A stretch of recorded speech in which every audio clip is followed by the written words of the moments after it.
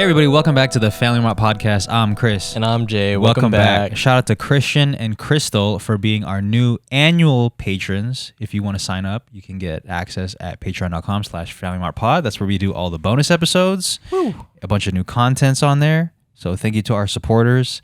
And welcome back to Jerm. What's up? Welcome back to Wiz. To you. And welcome back to me. So nice. I just came back from the Philippines last week. Welcome. Jerm has been in barber school. Yup, been working. And Jay's been here holding it down. Yeah. Steering the ship. Steering the ship. Thank you for steering the ship while we were gone. Thanks, guys. I think a lot of people jumped off. Oh, really? I'm just kidding. Nah, man. It's a different show. It's a different show, man. You come here, sign up for this show, and then all of a sudden there's me and Merz, these two bozos on thumbnails for 2 weeks, and they're like, "Whoa, what happened to this show?" Did you guys talk about sports? Yeah. But you know, a lot of our members, they enjoy listening to sports sometimes. Sometimes, yeah. It's good to get a balance. It's good to get a balance. Nice healthy dose. So obviously I was in the Philippines for a month, but if you were just only paying attention to the YouTube channel and the Spotify and stuff and the episodes, it would have seemed that I didn't go anywhere because we were consistently recording episodes or dropping episodes. And that's all thanks to Merz for making us a pod schedule. We were double recording for what felt like forever just so we could have enough to release while I was gone. So shout out to Merz. Shouts to Merz. Thank you, Merz. He's not here right now. Yeah, he's stuck at the Korean airport. He got measles. So he's here with us in spirit. Yep. Yeah. He's either here with us in spirit or on spirit because that's his favorite airline to take. That's crazy. Shout out Boeing. If that doesn't tell you the kind of person he is, I really don't know what else would describe him. Yeah, my man's in-flight Wi-Fi. But where should we start, boys? There's a lot to talk about. There's a lot to digest. Especially for you. Yeah. No, I meant like I feel like every time because you haven't seen us in a long time. That's what I meant. Okay. Yeah. Not. No, every time you talk to me it's about dietary restrictions or something. Every time me and Yiz do a solo hangout with Jess, of course, we're either at church. That's not solo then. Yeah. Okay, well, sorry. Yeah, I feel like when you weren't here. Yeah, when you weren't here. If I'm hanging out with Jerm, we're either at church or at Cowabunga Bay. We're at Cowabunga Bay. CC'd up, man. Yeah. That sounds like a great day. You start your day off at church and then you go directly to Cowabunga Bay. You get dunked in the baptism water and you wake up and you're like in the wave pool. That's a great movie transition right there. Like also, for those who don't live in Henderson or Vegas, Cowabunga Bay is a water park. Oh, yeah. So that's where Jay has been at. So if his eyes look a little red, it's because he keeps his eyes open underwater.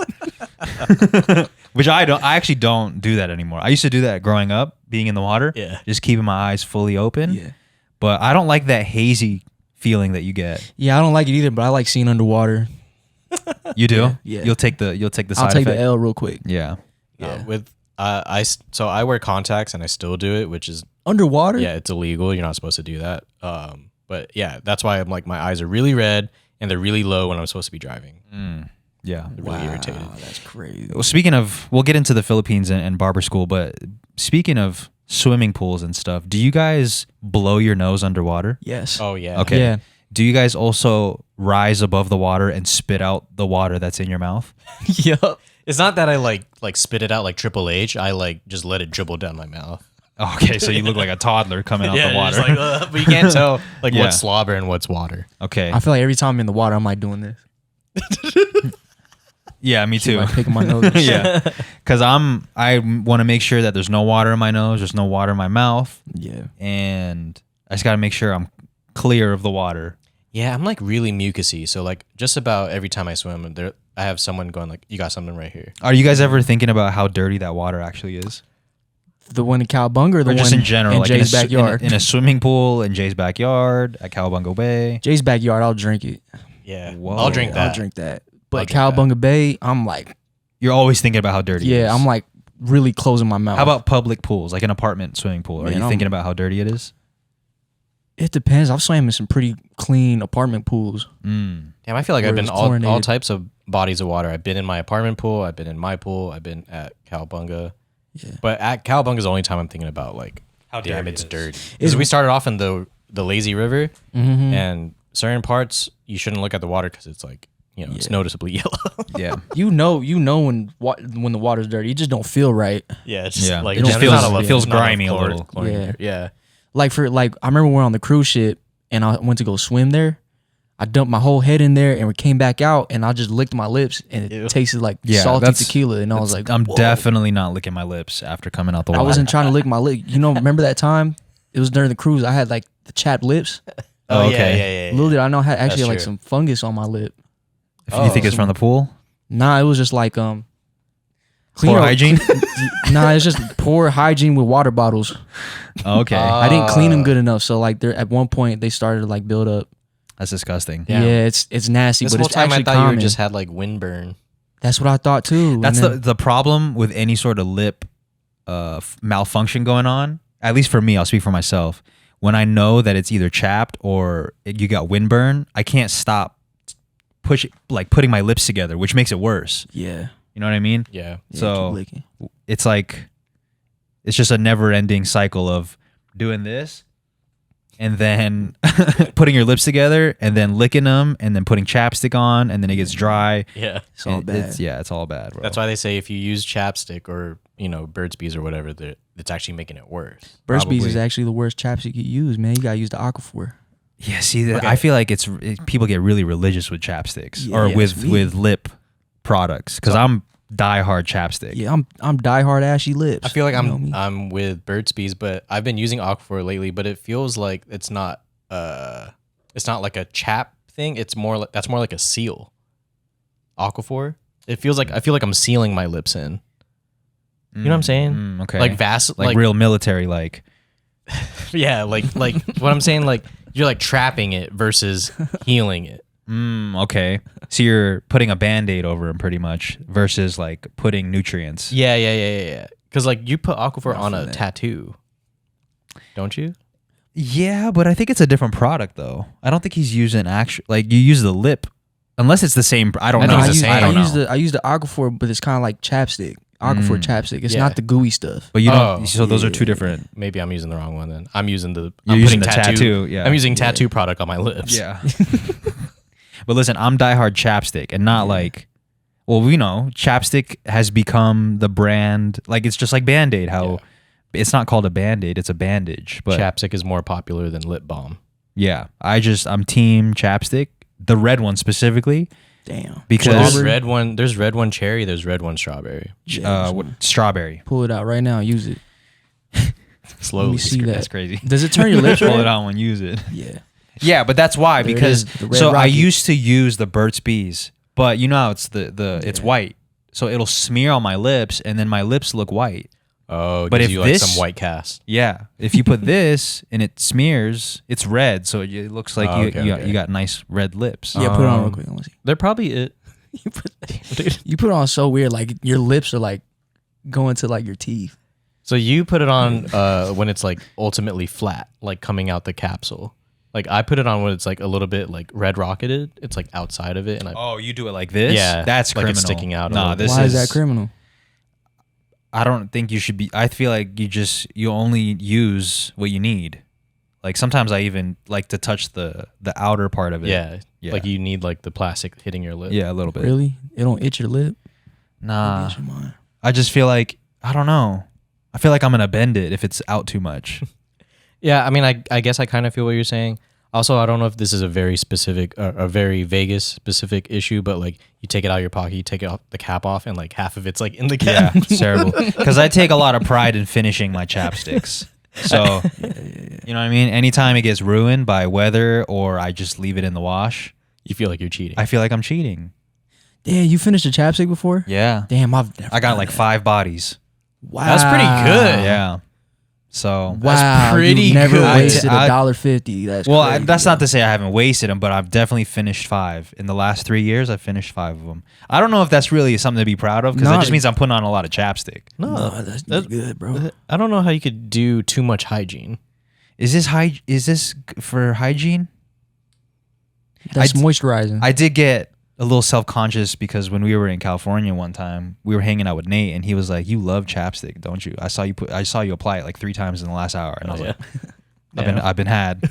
You got me. People are figuring me out. Well, it's because, a lot of times when, in high school and stuff, you get roasted for your lips bleeding which is funny. Yeah, and then I actually got roasted for how I apply chapstick. I remember Jess was roasting how I put on chapstick. She was like, yeah, she likes to make fun of like how men in particular apply chapstick. I don't see how you put it on with a lot of force though. Is it like you ain't got no lip? Do I need to lessen the force? I think you just need to like rotate the bottom real quick. I so can't. stick out. Okay, while we're on the topic of chapstick, you guys ever use the finger petroleum? That feels dirty. That's how you That's get. That's how you dirty. get fungus on your lips. That's how you get fungi, bro. Because when I see people taking the Vaseline, the mini ones too, and they're like scooping it like it's ice cream and they smear it, that's criminal to me. Yeah. Unless like you just got because I use Vaseline on my lips right when I get out the shower, but I'm super clean, so it don't matter to me in my opinion. Yeah. I feel like if I'm gonna use that, my hands have to be super clean. Yeah, gotta get under up the nails. There was this kid I knew growing up, and like he always had like severe like windburn situation to the point where it like surrounded his whole mouth. Yeah, and he had like a ring around it, right? Of like it would rotate from like being super burned to like red rings. dark. Yeah. Yep. And then like his nickname that he went along with too. His nickname was Monkey. Damn. Yeah. Adding the he went along with too is like trying to soften the blow of like, yo, we were really saying bad things to this guy. That's how he introduced himself, bro. He was going along with it when in reality he was like crying. He was like, he would go home and Getting be like, cooked every day. I just gotta go with it. Yeah. The crazy thing is, it probably wasn't windburn. He probably had fungus on his lips because I thought I had windburn too. Exactly. So when you said that, I was like, oh wow, this whole time it probably wasn't Is windburn. But that's what he told me. Is windburn just the act of just continuously licking your lips, or? So licking it too often, and then you're in a windy area, and then like the wind then like burns it because you'd be licking it too much. Yeah. It's not a good feeling. It's probably one of the worst because it's like a constant reminder. It's constantly reminding you that it burns, and then you lick it, and then it's getting worse, and then everybody sees it. And then you eat something spicy, you're like, oh, I can't do that. Yeah. That's one thing that sucked when I had that little lip problem. I couldn't eat anything spicy because I didn't know you were going through a lip problem on the cruise. Yeah, I didn't know either. I thought I just had windburn, and then I went to the doctor like a whole 2 months after, and I was like, how come this thing ain't healed yet? And well, like, I mean, oh, this is what it is. I feel like you did a good job of hiding it because I didn't even know. Nice. Man, I was Did you know? Yeah. Oh, you knew he had virus. Well, I didn't know he had like H1N1.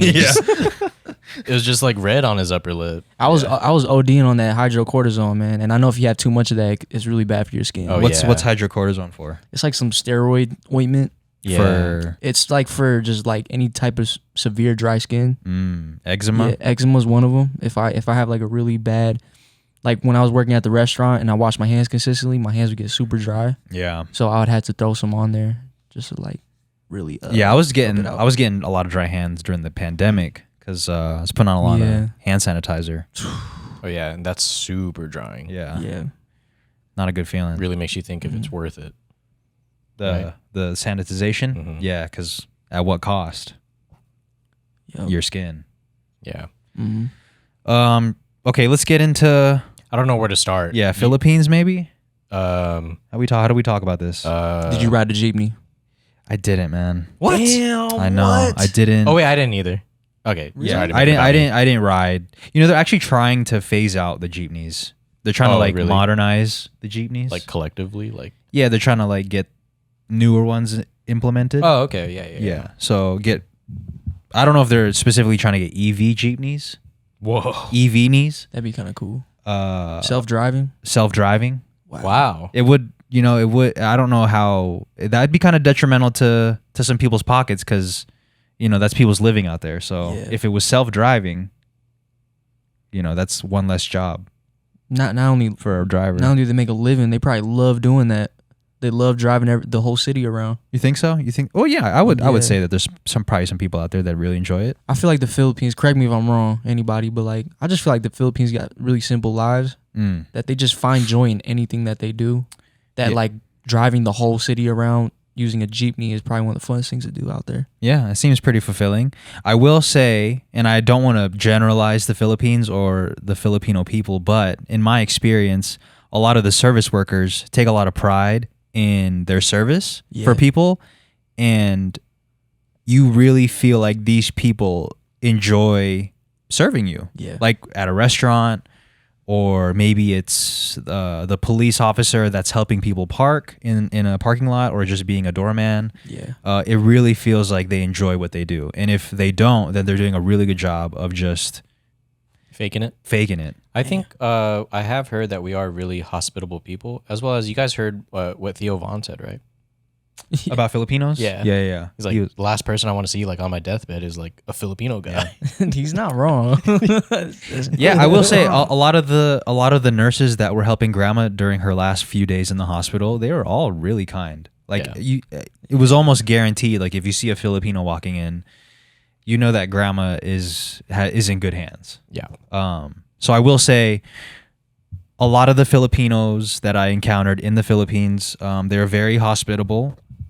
Some of the kindest people that I've ever met, and it seemed like they took a lot of pride in their service for people. So it inspired me to, because it's the same for when we went to Japan. When we went to Japan, it just seemed like whether you come across a waiter or a train conductor or anybody you come across that's working, it seems like they really enjoy what they do. They care about their role. Yeah. Like they take full responsibility for giving you the best service they can possibly give you. And that's fire, because when you feel like a waiter is putting you is in your best interest, you feel like the food's gonna be great, water you're gonna drink is gonna be great. Just the overall experience is way better than if you get a waiter that hates their job. Yeah. Your food's late. You're not thinking, oh, they're just lazy. You're thinking like, oh, it actually messed up. They really want me to be having a good time, but yeah. So I think that's something to learn for the rest of the world. To take pride in your job, or to take pride in, I don't know if that's something you could teach people. It also seems like it's like that for people that work at Chick-fil-A. Like people that work at Chick-fil-A always seem like they're having a really great time. Never came across a Chick-fil-A worker that is hating their job. Yeah, I like to go to a place and you could tell like in the midst of like trying to help you out, they're like also having like inside jokes with each other, like work jokes. And you're like, okay, they're having a good time. Yeah. Here. I like that. Yeah, that's how it is at like Dutch Bros. Yeah. I get that vibe at Dutch Bros heavy. Yeah. Even though, we've been on the pod talking about how we don't like the small talk or like the enthusiasm of the Dutch Bro employees. Like sometimes I welcome it. Sometimes it's too much when you're just trying to get in my car. Right. Like when they're trying to when they're hopping in, half body in. And like I just pull forward and they're like hanging out the window. Yeah. Shout out to Dutch Bros employees. We rock with you too. Yeah. So yeah, I don't remember. Yeah, with the hospitality is through the roof. Okay. Didn't ride a jeepney. Do you feel like you changed that one experience going back to the motherland? Do you feel like you changed? Yeah, I think I went through a lot of self-development during that time. Spiritual journey? Definitely a spiritual journey. One, because it's the first big trip. I did go to Hawaii post, when grandma passed. Yeah. But I don't really consider that, I guess, a big trip. So this was the first big trip that I took post caregiver, 8 years full time, being separated from grandma. This is the first big trip that I've taken, and it's been 12 years since I've been back with my parents. So it was really cool to see them go back and see them experience it for the first time in a long time. But I think a lot of the self-development came from the language and the culture. Because I think you spoke to a whole a whole legislator or something. We did a lot. Government we did a lot of different things. But I think speaking Kapampangan and really trying. Yeah. Because I feel like when you speak another language, you have a different personality, right? Like And I was figuring out what my personality was as somebody who speaks Kapampangan, and I didn't really say much at all to people. Like I had conversations here and there.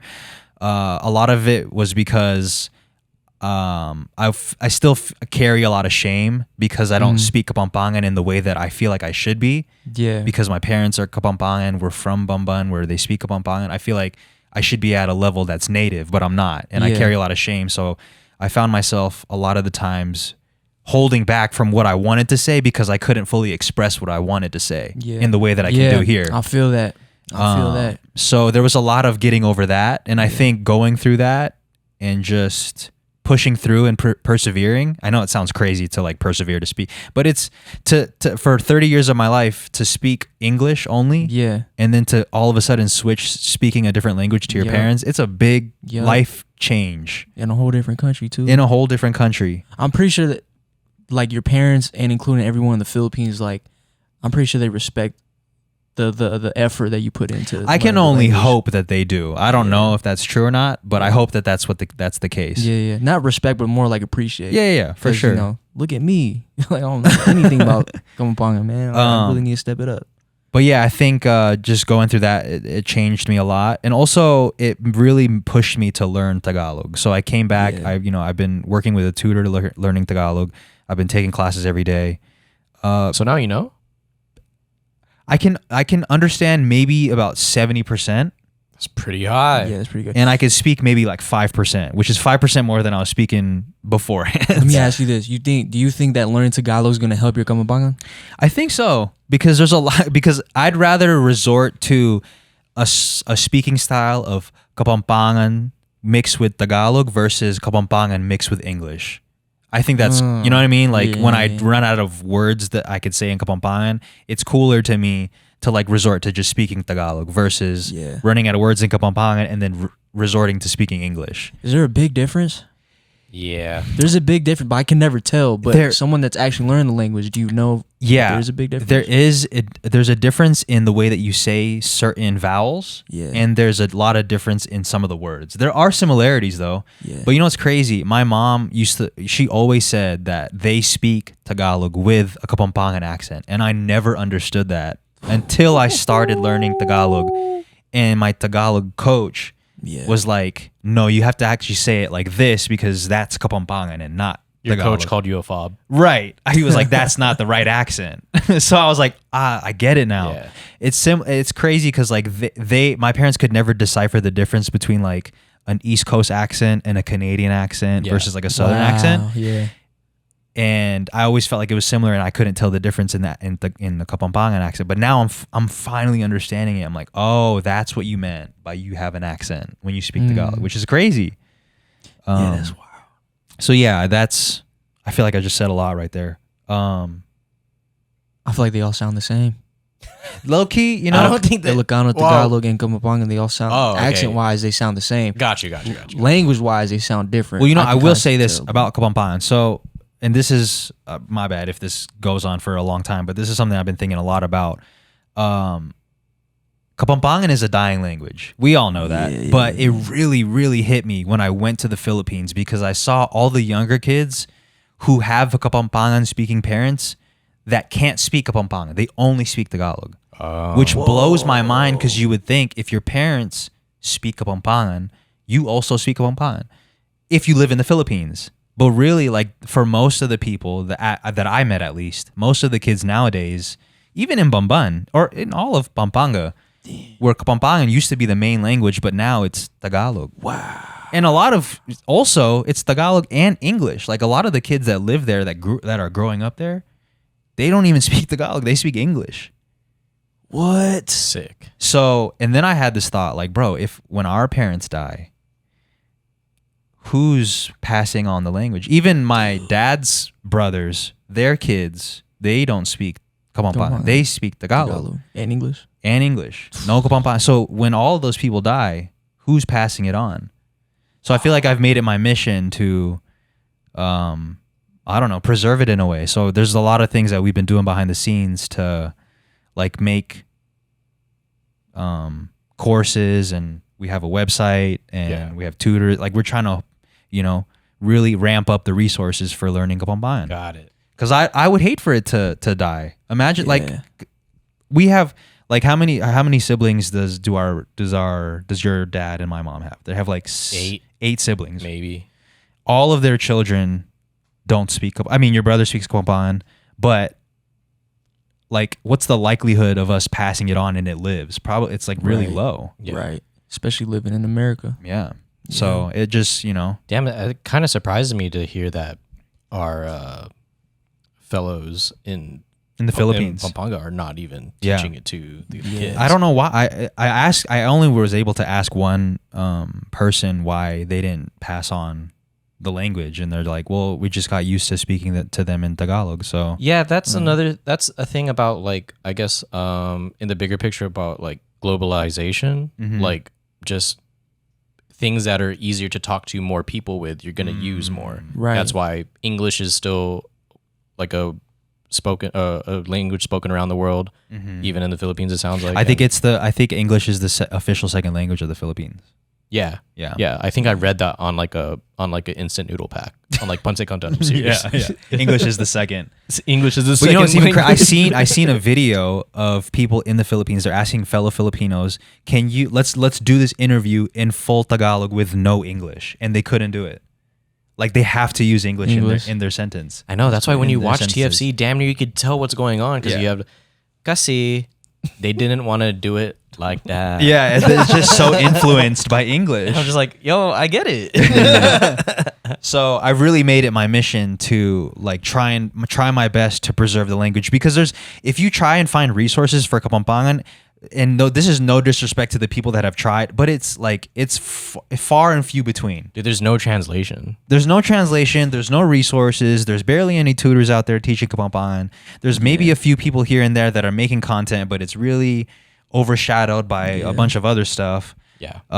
So I feel like, you know, as part of my responsibility with the platform that I've been given, I feel like, you know, I got to do something to try and preserve the language. Please put it on Duolingo. Yeah. Yo. Make my own app. Yeah. And make it way better. Like just make it focus on one language. So it's something that we've been working on behind the scenes. I hate talking about things that we're working on, like coming soon. Oh, moving in silence. But it is something that I'm very... Duolingo. Duolingo? Yo, that was good. That was good. But you know what? I think I don't want to say this is the only reason I have this perspective, but I think it's because I'm a Filipino that grew up in America, which like that's why I come to the Philippines, realized, oh, none of y'all are speaking Kapampangan. That's a problem. But like to everybody else, to maybe Filipinos that live in the Philippines, they don't really see it as a big problem. It probably feels like the natural course. Yeah, it's just natural selection for them. Right. It's just naturally what's happening. But I see it as like, if we continue like this, give it 50 gonna years, die, nobody's speaking Kapampangan. Damn. They don't care? I don't know if they don't care. Or they just don't realize it. I just maybe don't realize it.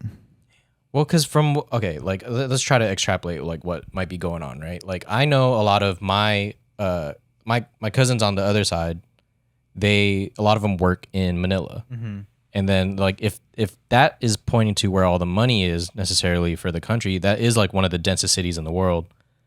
Maybe you think that you have to learn Tagalog and speak Tagalog most of the time because literally that's what's going to be your bread maker. So leading to like, okay, you just teach your kids what everyone else is speaking. That's what. Yeah, so they're not. It's not in their best interest to teach them Kapampangan because most of the Philippines speaks English or Tagalog. And maybe that's specifically what the generations are passing down, because like, look, that's how I was taught. Well, I don't subscribe to that, because I think that's the same mindset that a lot of Filipinos have when they immigrated here, is they have to speak to their children in English because they don't want their children to struggle in school, not knowing that if you were to do the opposite, if you teach them your native language, living in America, they're naturally going to learn English regardless of whatever you speak to them at home with. Exactly. Yeah. So I think it's an even bigger problem if you raise your children outside of outside of your native language. So if you're a Filipino, you should be speaking to your children in whatever language it is that you grew up speaking, because everything else will sort itself out. They'll go to ESL. They'll learn English. Look at all the people that speak Spanish, that had Spanish as their first language, that live in America. Now they're thriving. Not only that, but if you already know 2 languages off rip, you're more inclined to be able to learn the third one easier. Yeah, 100%.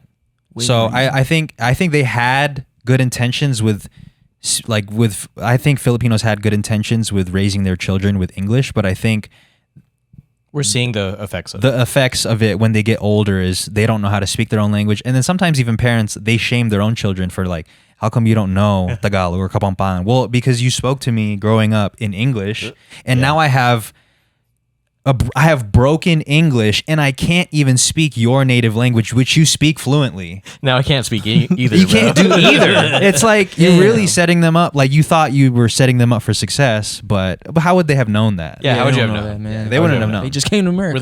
We're the first example. Right. Yeah, people are gonna mess it up, man. Yeah. Like now I feel like it's very so that's why it's important for me. And I've spoken to Faith at nauseum about this. Like it's very important for me, for our children to speak Kapampangan. I want my parents to speak to them only in Kapampangan. I'm not worried about English because English will be around. We'll be good on the English.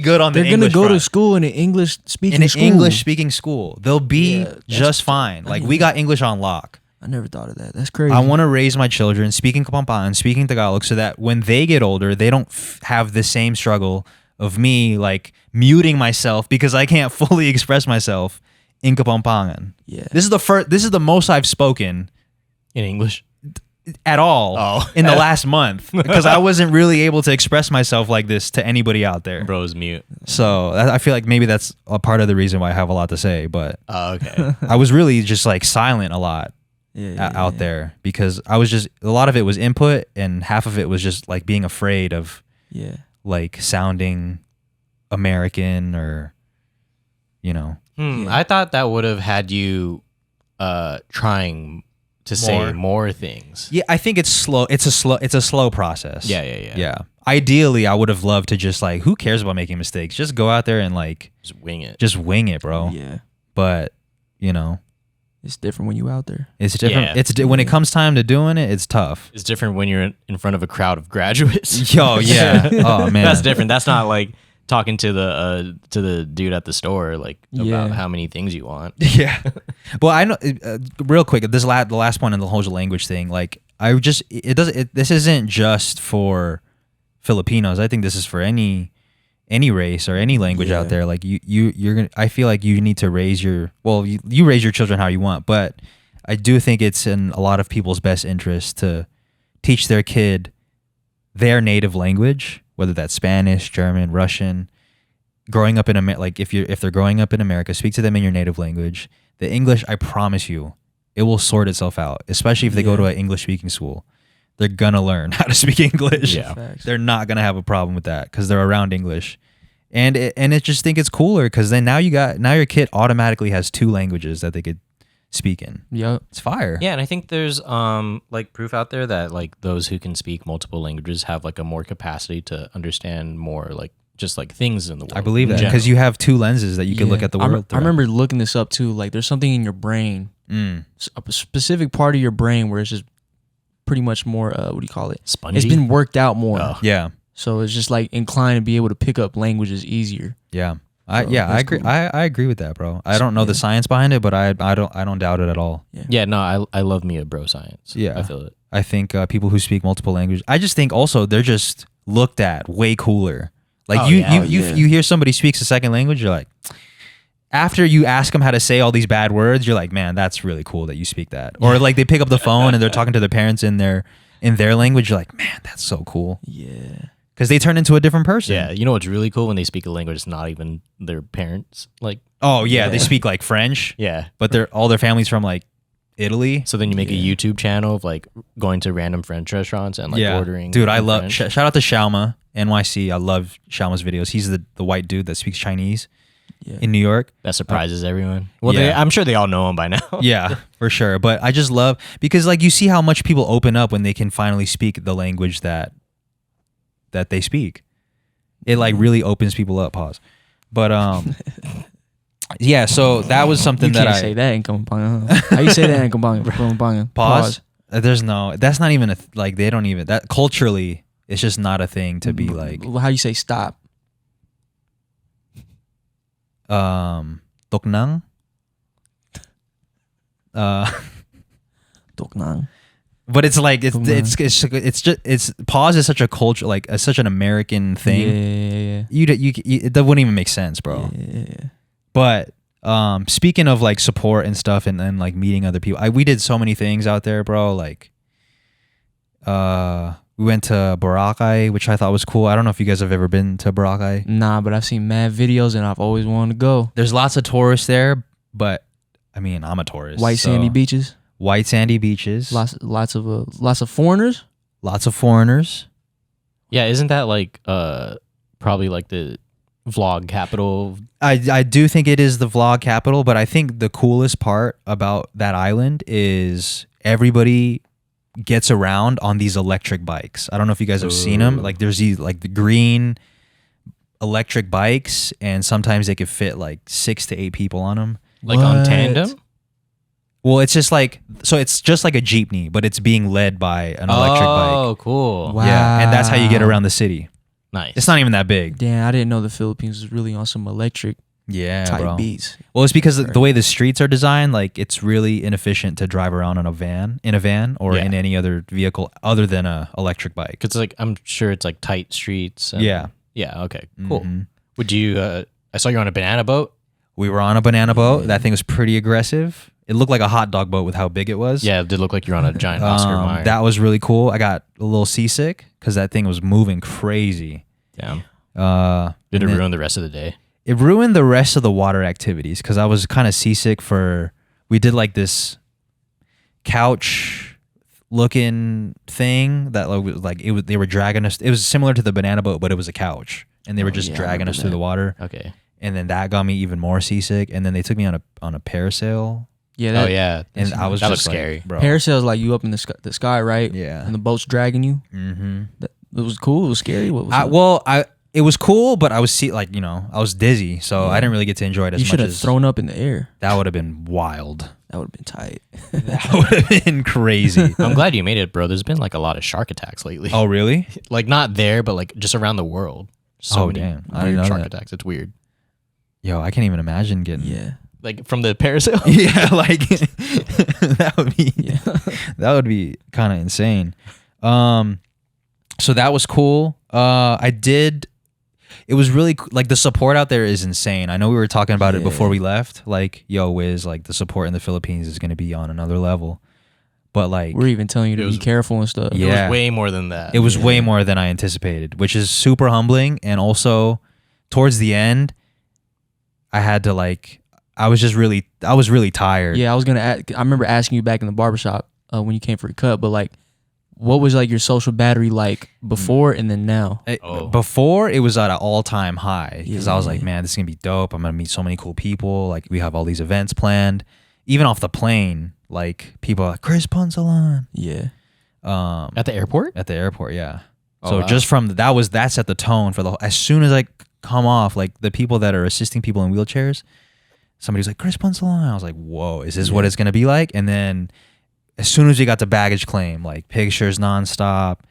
I'm giving out pins. I'm like, man, did we even bring enough pins? I just gave out like 7 in the last 5 minutes. Yeah. As soon as you got off on the As soon as I got off the plane. And that's when I knew. I was like, okay, this is, maybe Merz was right. Maybe you guys were right about like the support's going to be through the roof. Yeah. But I should have known because Filipinos support Filipinos. Like, even if you're 1/3 Filipino, somebody will tell you that they're Filipino. Like, who's the I don't know if he's still the head coach of the Heat, but Yeah, Eric Spoelstra. yeah. So when my parents like saw him on TV, they're like, he's Filipino. I was like, how do you even know that he's Filipino? You got to know these things. Yeah, they're Filipino. Yeah. But Filipinos just have so much pride in their people, Yeah. which I think is really cool. So, but yeah, my social battery by the end, I had to, not had to, but because I started to build a little bit of anxiety of like running into people.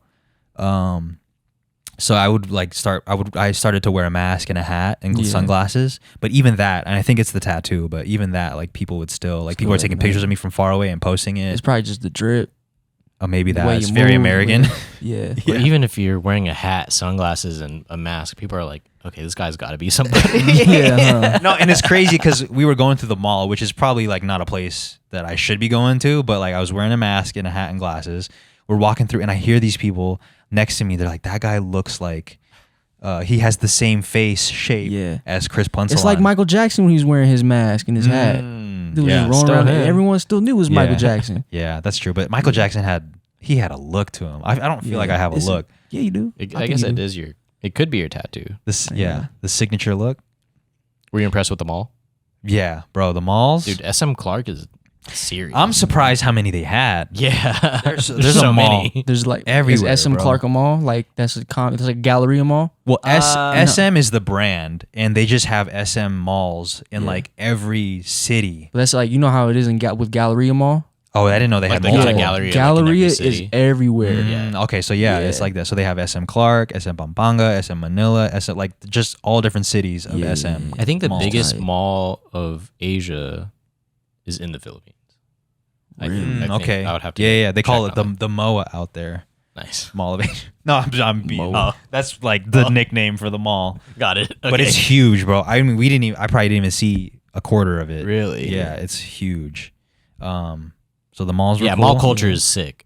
Mall Yeah, man, culture's people dope. just love to walk around and Walk around, window you go there shop, on you go there on a eat. Wednesday and there's like hundreds of people there and you're like, Yeah. don't you guys have work? But then you're supposed to ask yourself that too, like, Yeah. don't you? I'm here. I'm here. Was there like not working. swap meets inside the malls? Nah, No, not there- inside so the it's like mall. stores, and it's just Yeah. it's nice to like be able to go somewhere and like not have to be in the heat Yeah. as well. Because I remember when I went to Thailand, one of Thailand's biggest malls in Bangkok, they had like 2-3 floors where it was like legit stuff, Mm. and then the next 2 floors up were like all the fake stuff. So I was okay. wondering, Got it. I was If wondering they had any of the SM fake did- stuff. Yeah, if they Not did in anything not like in that. the SM mall specifically, but everywhere you go, bro, there's vendors. Yeah, I mean, it's insane to see how many vendors you come across just like commuting to a different place or a different city. There's vendors. People turn their houses into like the first part of their house is their business, store. Yeah, and then the other part is their house. yeah. So What's one thing you did a lot of that you didn't expect to enjoy so much or even expect to do? that's a good question. Something that I did a lot of that I Like didn't. say you tried that one pizza spot, right? And you're like, oh, you know what? I'm gonna get this 4 more times. Okay. I will say. Or you found that you really did like using the trike or a moped. Oh man, I wish I would have had this question to reflect on a little bit because. All right, you can answer it next time. Okay. No, I'm sure there's something that we did out there that I wasn't expecting to do that we did a lot of, but I can't think of anything off top. But I will say, and it's a crazy answer, but my favorite thing that I ate were tacos. Whoa. So here's how it happened. So I got invited. Go Actually, it ahead. makes sense Why? because we were invaded by Spain. Oh, hell yeah, okay. hell yeah, Yeah. Okay, you're Yeah. right. You're right. Yeah, shout out Is Lapu Lapu, is bro. tacos more of a Spanish thing, or is it more of like a I don't know, but I like Mexican, that connection though. Yeah. Let's use I like that connection. But so here's how it happened. So, and I have a whole bunch of things to say about just everything. Like I have so many tangents I want to go on. But I got invited to Holy Angel University, which is a college that my mom went to. They took me around their Kapampangan like museum, and they do a lot of work for Kapampangan. I know I said earlier that it's a dying language, but there are people that are doing their best to preserve the history of the people and the language. There's people in the trenches, bro. People in the trenches. So I got invited there, toured around, and then after, the guy that was the liaison for my contact at Holy Angel University was like, "Yo, my homie he owns a Mexican spot," and I'm like, "Mexican? That sounds fire. I haven't had Mexican food in like a month. Mexican spot, if you want to go there." So I was like, "Yeah, let's go." So we went there, and I meet the chef, super cool dude. Shout out to Gabe. He used to work I forgot, somewhere in California. He worked as a chef and he worked with Mexicans. And then after his bid, quote unquote, with his crew, he took his learnings from those people and took it to the Philippines and started making tacos with a Kapampangan twist. So I tried his tacos, bro. They were fire. It's probably one of my favorite things Nice. to eat. adobo. Were they like fusion? Nah, Yeah. it was. I think I think the Kapampangan twist is just like the taste of the birria. Got So it. he would just add his own, like he would just add more flavor to it than usual. Okay. I wish I could describe, but I'm not. I'm not Guy Fieri. I don't know. Yeah, because I can imagine dipping like a taco inside adobo sauce.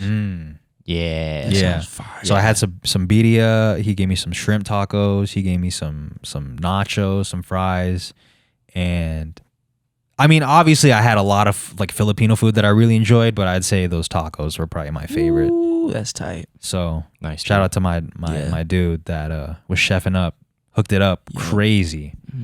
Shout out to the Really? Mexicans, man. Yeah, shouts to Mexicans, bro. Yeah. My parents saw me because like this was like maybe 2.5 weeks into the trip. They saw me like eating, and they're like, "Man, this guy, he's been deprived. This guy's been eating something different. He hasn't been eating this whole time." No, I love Filipino food, but there's just something about when I heard tacos. Yeah.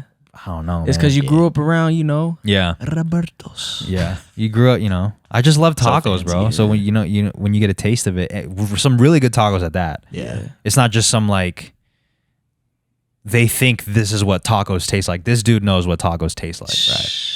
So shout out to it's the restaurant's called Cuatro. I don't. It's in Pampanga somewhere. What's his name again? Gabe. Gabe. Shout out to my boy Gabe.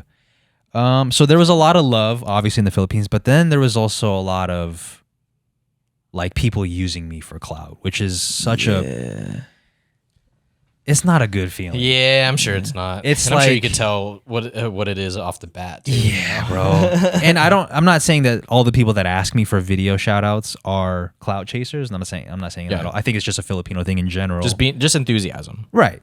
Like people ask for a picture and they for sure want a video shout out to their friend who has a really difficult name that I can't pronounce because I'm used to saying like John Smith Yeah. and simple names like that. But they're like giving me these names, they're super Filipino names that I'm like, I'm Yeah. not really used to saying that. So, Germarie. yeah. So, like but that. so the cloud chasing, I'm gonna try to be really careful with what I say here. Here we go. There was just some people that were really trying to squeeze me for every opportunity that they could get. So they were like For their own gain. for their own gain. And some people, they had, we feel like they had a hidden agenda because they were setting up all these events for me to show up at, but they also wanted to be a part of it so that I could be a part of their content and they could also use it for their own popularity. Because then we found out some people were trying to like run for some political positions Oh yeah. in the future. So, they're trying to boost their popularity by... And I heard you had some bodyguards, to kind of shut them down a little bit. Yeah, I had- you had bodyguards? Well, my uncles. Oh, cool. Yeah, but they were looking out for me. I was too shy and embarrassed to try and tell these people off because I couldn't really express myself in the way that I wanted to. Like they could speak English, but it just doesn't hit the same if I can't say it in Kapampangan Yeah. or Tagalog. So I had my uncles and my dad who were looking out for me because they have my best interest without me even having to ask them to have my best interest. They're like, they had to put their foot down on some of these people. Like, nah, man, we're not doing that.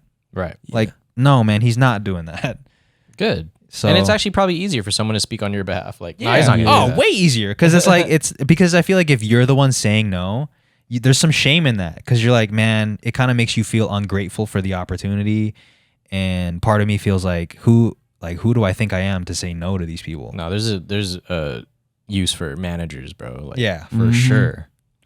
So it was just it wasn't a good feeling, man. It's not a good feeling to be like to feel like you're getting used. And I could have the perspective of like if you're not being used, then you're useless. But Nah, I don't think No, so. this is different. it's not a good feeling to know that these people only want you around or they only want you to partake in these opportunities because they can gain something from it. yeah. Like that's the only That's the reason. only reason. Like they not really messing with you heavy. Yeah, They just like- messing with you because they know it's Then it's gonna do something. it's gonna do something for them. Yeah. I don't know. It's a weird feeling, bro. Maybe some people like that. Me, I'm good. Yeah. So that really like turned me off. Thankfully that happened like later in the trip, so it didn't sour my experience all too much. But yeah, it was just I don't know. It's just weird, bro. And also the culture, this is separate from the clout chasing. The culture of the people in the Philippines, at least in Bamban, is like you just pull up. Yeah. Yeah. Like you just pull up. Unannounced. Unannounced. So Unannounced. every day, bro, like people are pulling up trying to take pictures. Like they would get the information from a friend or the neighbor, or like I don't know how these people would get information where we were staying at. Like the boundaries are kind of low. There's like zero boundaries. Yeah. So like at 7 a.m, you're like, you hear tao po, like somebody like outside, and we know what it is. Like we know who they're looking for. And they're like, yo, okay, we heard Chris is here. Like, can we take a picture? Yeah. So that took me a little bit to get used to, because here you do that here, it's like, get off my lawn. Yeah, get off my lawn, brother. Like that's kind of crazy. But out there, it's just a little bit more acceptable. Yeah. So yeah, that took a minute for me to get used to. Just like people pulling up, just wanted to take pictures, which, you know, I think it's cool, because a lot of people were just touched by the story of grandma. So yeah. Speaking of grandma, like you went to her elementary school? Yeah. Yo, what was that like? Because grandma would always talk about that elementary school. So we got to visit Gabaldon, which is a school in Bamban. And it took a beating for sure. Like the school the school. Did you get to visit when you were there? Not this past time, but before. This, I mean, I'm sure it's taken even more of a beating since you went. Oh yeah. But is it taking a beating because they're not funding the school? Like I think it's no that and the weather and just a bunch of like, they're not really. Yeah, there's no funds. But there's to, still like teachers there and stuff? Yeah, there's still teachers there. There's still teaching out there. But my mom was like, this is not at all what it used to look like when I was going here. So, yeah, but it was still surreal to see where grandma taught for 20 years. And that's where our parents went too. That's where our school, parents right? went. Yeah, that's where our parents went. So it's just surreal to see how your parents grew up, because it's so different than how we grew up, and even how you grew up, because you grew up in Japan. So like it's a completely different world for sure. Yeah, it's just humbling, even though that isn't the first time I've been to the Philippines, but like this one felt different for me. I think it's because, you know, older, maybe I'm more curious than I was back when I went in 2012. Yeah. I want to be a part of the culture. Yeah. So not only that, but the events leading up to the trip too. Oh yeah. You know, like all the events that happened before the trip. Yeah. With grandma and just everything else. And all that, yeah. Yeah. Like the older I get, every time I do go, it's like, for one, I really enjoy going back. But yeah, you do feel like you're looking at it at such a different lens every time, because you're just getting to appreciate where your parents came from. Yeah, there's definitely more appreciation on our end every time you go back, because I'm sure the first time you went, I'm not saying we didn't have appreciation, but it's just it's not at the level as it is now. Yeah, it's hard to realize it at the time. Yeah, because before you maybe you're a kid, you're just like, oh, cool. Like, yeah, the Philippines, it's hot. Yeah. Like there's their school, nice. Let's go like play basketball. Yeah, you don't really care like to see where your parents went to school, but now, you know, I'm 30. I got a little bit more perspective under my belt. It's just, I think it's cool to see where my parents went to school. Yeah, I'd love to go to the school. Let's go check it out. Yeah. So, and then all the teachers were like, oh my God. Like they were all like, it was funny because it was the day before the children's graduation. So all the teachers were there, all the students were there. But once all the teachers caught wind that I was there, like they just left the students like practicing graduation, and they wanted to take pictures and talk about grandma. They all knew who grandma was. Oh, dude, I would go on Facebook and I would see like my family like have photos with you. Yeah, yeah. Bro, it's funny, man. I'm just like, oh, dude, everybody's trying to be family. Yeah, everybody's trying to figure out how we're connected. But I thought it was cool, man. Like, I will never take that for granted. I think I received more genuine love than the people that were trying to clout chase. I think that was a minority. Yeah, that's good. So I don't want me talking about that clout chasing story to for everybody to think that that's how everybody in the Philippines was. I would say a majority of the people that I met and was able to take pictures with, I think a majority of them were genuine like supporters, and they just loved grandma so much. Yeah. And they just, you know, they wanted to tell me that. They loved you and grandma. Yeah. Yeah. So I think that's it was just a beautiful thing, and it's just super humbling, man, to experience that. It's another level. Like coming back to America, like I don't even want to come back here. I didn't want to come back, to be honest. Well, yeah, when you said, I know it was like you said it like jokingly, kind of, when you're like, I'm never coming back. Yeah, I was like, bro, dude, Faith is moving. I'm coming back to grab Faith, and then we're going back. Yeah. Like we're gonna buy some land and we're gonna build a house because Dude, it's I like you feel buy it, you bro. buy it, you build a house for like pennies out there. Yeah. You try and get your dual citizenship. I'm trying to get that too, Duolingo citizenship. Oh, is that the man. only way you could Citizenship. cop land? I think so. Because I think so. like low key, like you want to do that too? well, like I visited some land that we have Mhm. like in multiple spots, so I didn't know that was the situation. Yeah, look, I don't want to put anybody's business out there, but I think you have a close relative that actually bought a piece of land out Did there. you peep? Nah. Oh, it's pretty. I just heard. Is that true? not to dox them. You don't have Then, to. Okay. but like, yeah, I could show you some pictures. Oh, okay, nice. Yeah, Yeah. yeah. So yeah, when I heard that, I was like, well, maybe I might have to do that. Yeah, it seems like a pretty sweet deal. Is he a dual citizen? Dual I citizen? don't know. I'm like, I feel like you I'm have to. I guess. feel like they're not letting foreigners like buy land. Yeah, you're right. That sounds kind of crazy, especially with I don't know. Well, we could discuss, but Yeah, it we did have get to me Google thinking. it. Maybe I should get some land out Yeah, I there. thought I knew for sure that was gonna entice you Yeah, because like it's affordable. yeah. Not only, it's that, a not only that, you got mad love out there. Wow, like you would move somewhere where you got mad love. At. Yeah, yeah. It just makes sense. You know what I'm Like, why saying? would you not? Why would you not? All these people love and appreciate you, and then like, why would you want to go back to a place where? Everyone hates you. Like I'm good on that. I got so many friends that I met in 1 month that like I'm about to just leave all of them. I'd rather. I was talking to Faith about this. I was like, the only thing I miss back home are the people.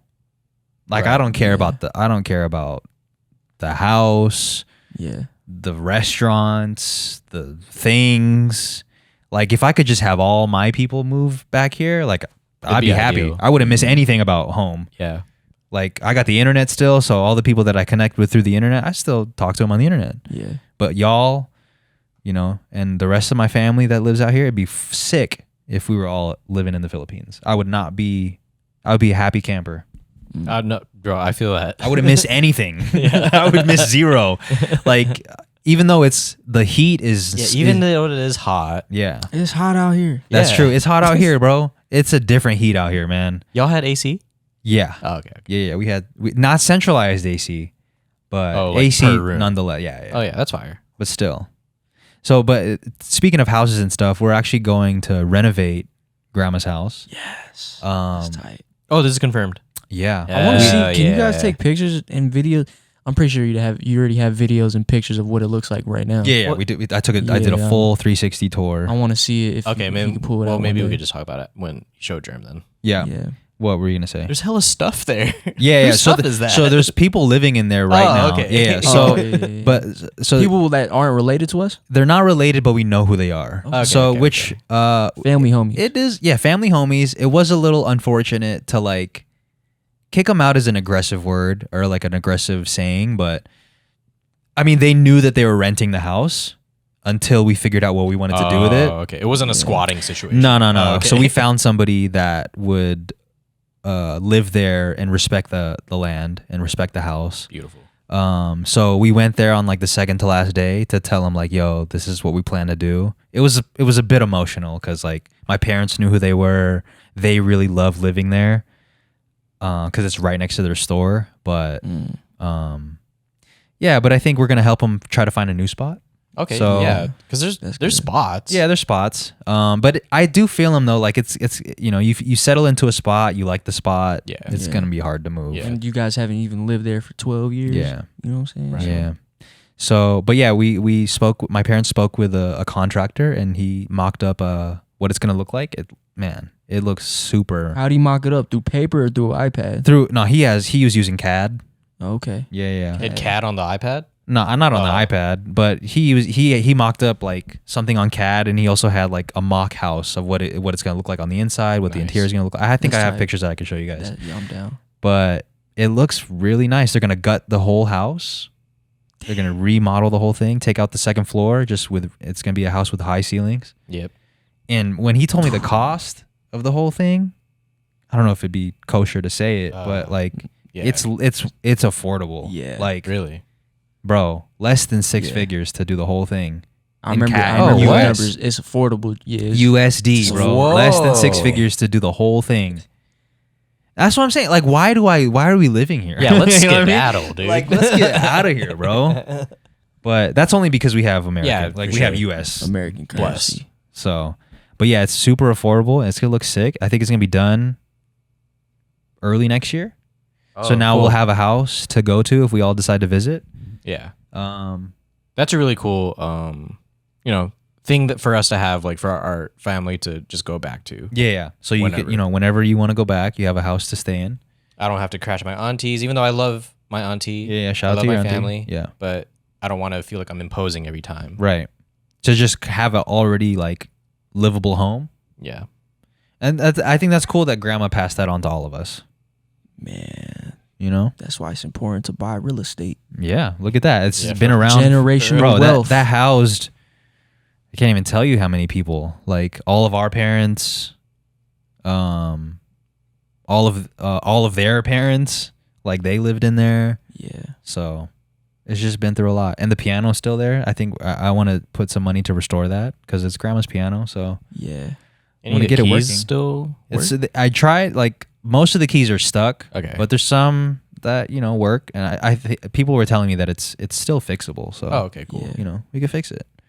How were you dealing with the heat like towards the end? Like you're like, oh, I'm already used to this. Yeah, I got used to it. I This just dude was running in that thing, bro. Yeah, bro. Man, just having a towel on you makes it so much easier. And like technically, it's like winter right now, isn't it?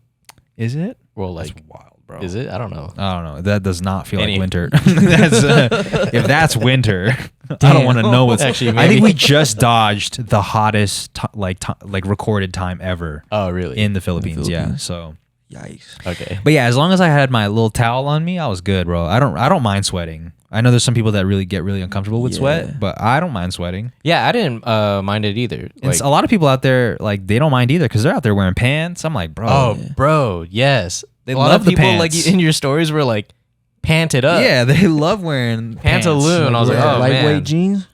Yeah. Bro, like any heavy kinda duty jeans, Heavy-duty jackets. jeans. I seen people wearing jackets. I'm like, bro, these Hoodies. people don't care. They don't care, bro. Like we're gonna get this. We're gonna get swag this style off. off. Yeah, whether you like it or not. Who cares about the? It's the gonna be weather? hot. Stay regardless. drippy. Yeah. Literally. Yeah, literally, bro.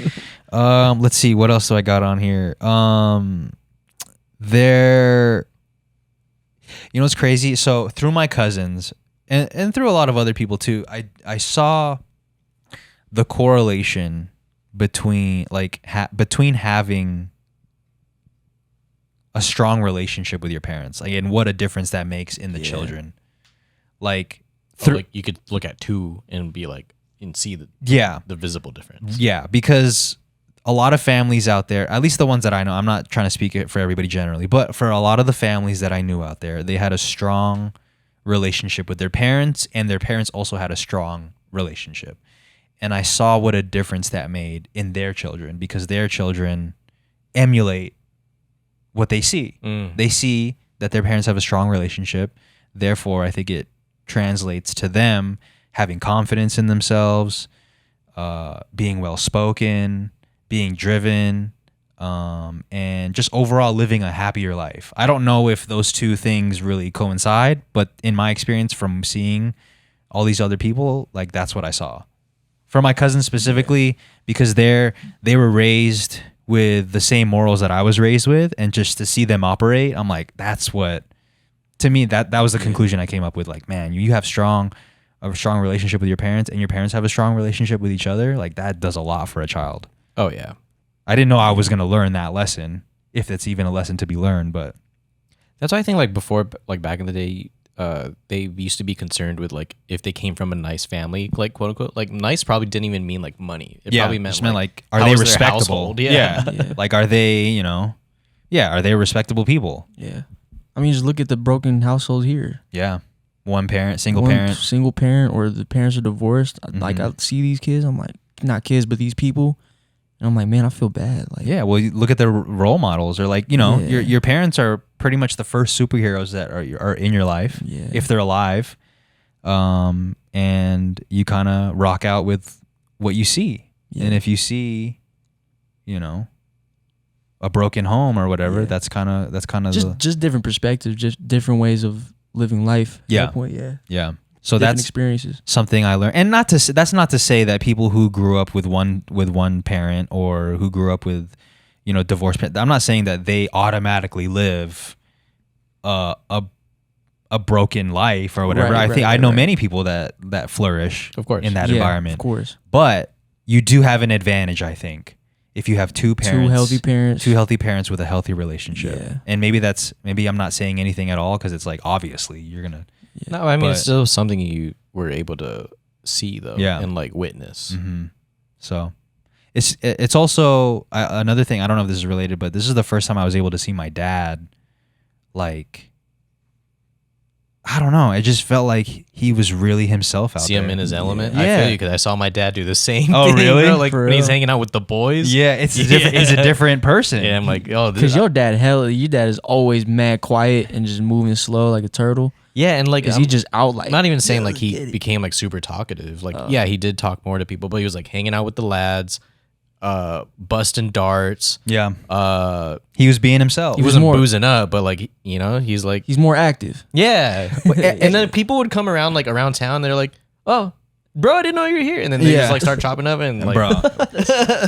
but I totally understand why, because like I'm a different person when I'm with y'all versus like with anybody else, right? Like I turn into a different person. right. So when my dad is around his brothers who he loves like dearly, and like those are his boys. Yeah. Like these are his homies. Like his brothers are his homies. So to see him in his element and to see all of them in their element with like the brotherhood is like we're back. Yeah, like the it's boys like are back in It's like town. because they haven't been all been together in 12 years. It's just like us. If we weren't together for 12 years and then we link up, I'm sure that 12-year reunion is gonna it's gonna be lit. Yeah. Someone's getting hurt. Yeah. Those insiders are still there, huh? Yeah, for sure. For sure. You got to bring out the same ones. So I just thought I love seeing that. You got on the motorcycle and it was Oh, like, Man, man. that was so tight to see. Bro. It was like $60 to fix it. Like, oh, what was wrong with it? I don't know. It just wouldn't start or something, and he Okay. got it like fully Yeah. replaced. Probably Jerm $60 could have fixed it. Nah, man. I'm not that good. But $60 to fix a motorcycle does not sound. It wouldn't be That doable. here. doesn't sound doable out Here, here. yeah. Yeah. You're Unless spending you're like doing it yourself, yeah. right. You're spending a lot. Nah, if you That's have somebody, he had somebody else do it, right? Yeah, for If sure. you had somebody else do it, it'd probably be like 5, 6. Yeah. So he's like, it was like a mechanic down the street. They got it running, Yeah. and bro, the smile on his face. You Because that can't- thing ain't run in 12 years either. Yeah, nobody used that thing in 12 years. I'm saying, bro, I think when our crib is done, or like grandma's crib, like I definitely want to keep a moped over there. Yeah, that's the move, bro. Like, it's just the easiest way to get around. Yeah, especially since you got a $60 mechanic right up the street. Yeah. Bro. Yeah, you can get anything working in $60. Speed limit's like Yeah. 20 mph. Yeah. So yeah, just seeing my dad in his element was really cool. And I get it, like why people, because I did get this comment like, yo, how come in your videos or how come in your podcast you're so lively, but here you're more reserved? Oh, Well, it's because I'm not here with the boys. I don't know you. Yeah. Like of course I'm gonna be different if I'm here like shooting with the homies, but Yeah. like I'm not gonna be the same person out there. yeah. I've Also, I'm definitely not, got that. I'm not speaking the same language, so it's like a little. I can't really express myself in the way that I can here. Yeah. So I just thought it was a funny observation from people's end because we have hundreds of podcast episodes and videos of us just like messing around, and Yeah. you probably think like, oh, this dude is like, he must be wild in person. 24/7, yeah. And then you see me in person, I'm like mad reserved. Reserved, yeah. It's like this is a completely different dude. Yeah. We've been here for an hour. He hasn't said "ayo" once. Yeah, I thought I was gonna get to hear the American Ayo Yeah. at least once. So, yeah, man. Overall, wonderful experience. Wouldn't trade it for the world. I'm planning to go back. Hell yeah. It's very, very soon. I'm planning to move back very soon. Gotta get that Duolingo citizenship. I would love for all of us to go. Yeah, man. That would be I'm an gonna be- experience in itself. Yeah, I'll be there when I graduate someday. Yeah, that would be sick if we all four of us went. Dude, Yeah, it would I'm be down. so funny. Yeah. maybe then people will I want to see who they were trying to see. when I go out there. I want to go out there like being able to give something of value. I think you can, man. I think there's Yeah, a lot no, of I will. Yeah. I will. when I go out there, I just gotta make sure I'm got my funds right. Yeah. In order for me to make that happen. Yeah. I think that trip is gonna be something else for sure. If like we were all able to go. Yeah. Like I can just imagine. Like even just the plane ride there is gonna be. You're an probably gonna be experience. more comfortable. Oh out on the yeah, streets. probably. Yeah, for sure. Yeah. We'll probably have no jet lag. Yeah, I'm not sleeping. Yeah. Not Speaking sleeping. of jet lag, like when I went to Thailand, I didn't get jet lag out there, but when I came back, the Hit jet hard. lag hit me crazy, bro. Yeah, me too. That's what happened to Oh, me. you didn't have it. Oh, because you said you woke up running anyway. Yeah, I went to sleep at like 7 the first night and woke up at 4 and was good for the rest of the trip. Yeah, I remember looking it up, like what fighters do. Like they get active right away as soon as they touch down. I think that's maybe what that was helps. my problem then. I didn't you get came back active when I here. came back. That's probably what it is. You didn't Yeah. get active when you came back. But there's also a big issue. Like it's worse coming back than it is going out there. I wonder if From what I've been told. excitement has anything to do with it. Probably, yeah. Because after a trip, there's like you have zero excitement. Yeah. Well, you don't look larded up. I'm sure you're eating a lot. That too. good food. Yeah, Yeah, maybe. natural food. Well, maybe that, and maybe I was trying my best to stay active.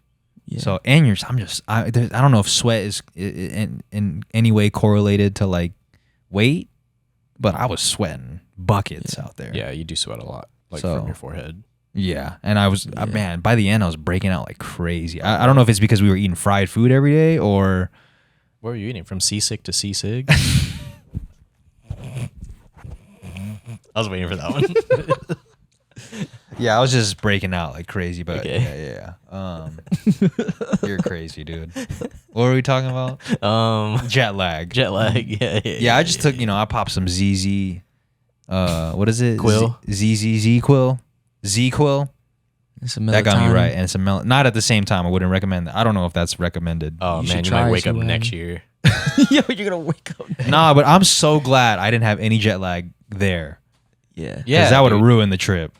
Because it sucks coming back here and just like not being able to sleep or like, Yeah. yeah. Did you get sick out there? Nah. Oh, I thought you did. Nah, everybody else got sick but me, which is crazy because I'm usually the first one to get sick. You know why? It's because you ran. Probably. Man, running out there it's tough, but it was so fun. You know, when I saw the videos of you running through the streets of the Philippines, I looked at you like, I saw that like it was the Rocky scenes whenever he was running through the streets of Philly. Yeah. And people were like throwing him bananas Yeah, and it stuff. felt the same for some reason. Because you don't really see people run there. Nah. Yeah. At least, well, you know what? Towards the end, I did see like, I don't know if it's because I started paying attention to it more, but like first day I didn't see anybody running. But then like towards the end, I was like, man, I actually see a lot more people running now. It's probably because they try to catch you. Yeah, low key, there was a lot of times where people were like waiting around the corner, like because they knew that I would wake up at 5 to run. So sometimes there would be like running teams, like waiting for me to run. But yeah, there was so much love even during the runs. Like sometimes I had to put your mom texted me after the third day because I posted a video of me running without a shirt on, and she texted me and she was like, "Yo, I don't know what the rules are out there, but in some cities it's illegal to run with your shirt off. So just make sure to ask your family to see if it's." What was the word? They said it was fine, Okay. but I put a shirt on anyways. Yeah. I was getting crazy looks because like you don't see anybody out there running without a shirt without on. a shirt. Okay. So maybe that's too in much exposure. Boracay, but Yeah, but not definitely not in Bum Bun. Nobody was running without a shirt on. So because I remember it was the same thing in Thailand. no shirts. Yeah, I mean, like whenever we were done training, we would stay walking around with no shirt, mm, but we would get those crazy looks too. yeah, 'cause And, like, and yeah, we would wonder like, is it okay to walk around with no shirt? yeah. I think it's very American to just like walk around with your shirt off. Probably. But Yeah. it's so damn hot, like, bro. Yeah. Like, everyone should Just try have it, a bro. shirt. Try it. Yeah, it's funny. This one time I was running.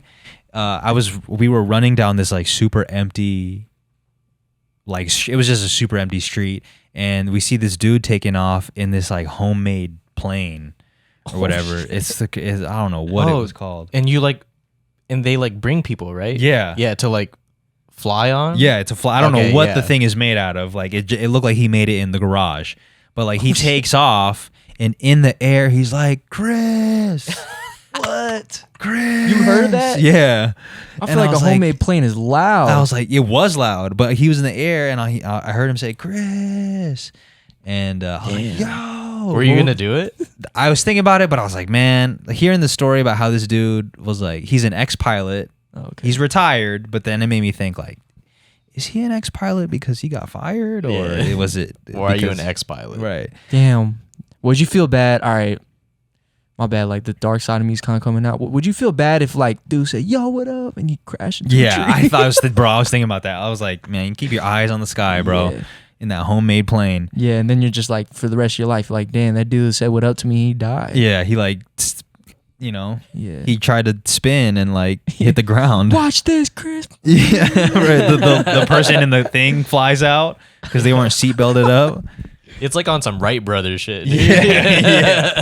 Yeah, bro. Do you seen that? Yeah. Would My you auntie write was it? asking me if I wanted to go. No. Yeah, I'm not, bro. I might be the example. I'd be down. I'd be down as long as I had a parachute. Was he going like high? Yeah, he was going pretty high. I don't know how high he was in the air, but he was up there. But so I make a U-turn at the end, and I'm going back, and like I hear this motorcycle approaching, and he's like, "Yo, don't want to take a picture," and it was the pilot. He ended up being really, really cool. Like, okay. Hell he was yeah. like, "Yo, I want to take you on the thing. Like, let me know." Like, I'll be like, "Yeah, man." In Kapampangan. Yeah. And I was like, "I'll let you know." Sure. I knowing that I'm not hopping on that thing. And it's funny because like he like we took a picture, right? He had his girl with him. We took a picture and we pieced out, and he was like, I think he was just either super excited or he just wasn't paying attention, but he like rode off without the girl being fully on the bike yet. Oh, bro. And he almost fell off the bike. You trying to be tight, Bro, I think he was trying to be tight. And my dad was, and then he I don't know if this is a diss or not, but like he drove away, and my dad was like, "That's not a real Harley, you know that, right?" And I was like, "What?" And he's like, "Yeah, he just has the sticker. This is the plate or Oh whatever." yeah. They be doing that. Yeah. But it was still, regardless, it was a sick bike. Yeah. I just thought it was funny because he Respect. was like so excited to like drive off. The girl almost fell off. Yeah, that's tight. So shouts to that dude. Definitely not hopping on that plane. When I'm Yeah, out there, well. I'm gonna hop on that plane. Okay. Yeah. Okay. I'm We'll get watch you from afar. Yeah, I'll get a cheer you parachute. on. Yeah. I'll be praying for you while you're in there. Make sure you're not around because I don't want him getting distracted. Yeah, bro. Chris, watch this. And I'll fall Takes out. you on a U-turn. Maybe we got to come up with like a disguise next time. Like, Okay. Yeah. yeah, an alias Not too. a mask. Yeah. I need to wear a long sleeve. I think it's a tattoo for sure. And maybe my head shape. Yeah. Maybe I have a specific head. And if we get like know, reservations for something, you got to go by, Different like, name? Yeah. Pris. Pris Punsalan. Yo, Pris. No, we just call you Wiz. Oh yeah. Oh yeah. They're not gonna figure that Why do we out. got to come up with a new name? Yeah. But yeah, that was the Philippines trip. That's tight. I hope we can go all together one day. Yeah, man. This year, next year. Your parents had a good time? Your Oh brother man, had a good time? the best. Yeah, did your brother have a good Oh time? man, he was loving it out there. You know who he really enjoyed out there? Because you know my brother is super into the like Filipino TV, Oh yeah. like all the channels. Like he really enjoyed the fact that it was live. Like he was no longer watching Oh. a stream of his shows. He was finally watching it live, direct from the source. Nice. So he Damn, was that's like, "Yo, this different. is coming up. Yo, this is coming up. Yo, There's no this show's delay. coming up. There's no delay. He knows exactly what's coming up." And yeah, man, I'm sure my brother would love to live out there also. Yeah. He'll be fine out there. He know how to speak Tagalog too. Yeah. Man, he's straight. He bro. speaks it with like straight up slang. Oh, he doesn't have like a Nah, proper nah. like form or accent. No, It's like, he's just straight up like American, like Tagalog, like fully American Tagalog, which I think is endearing.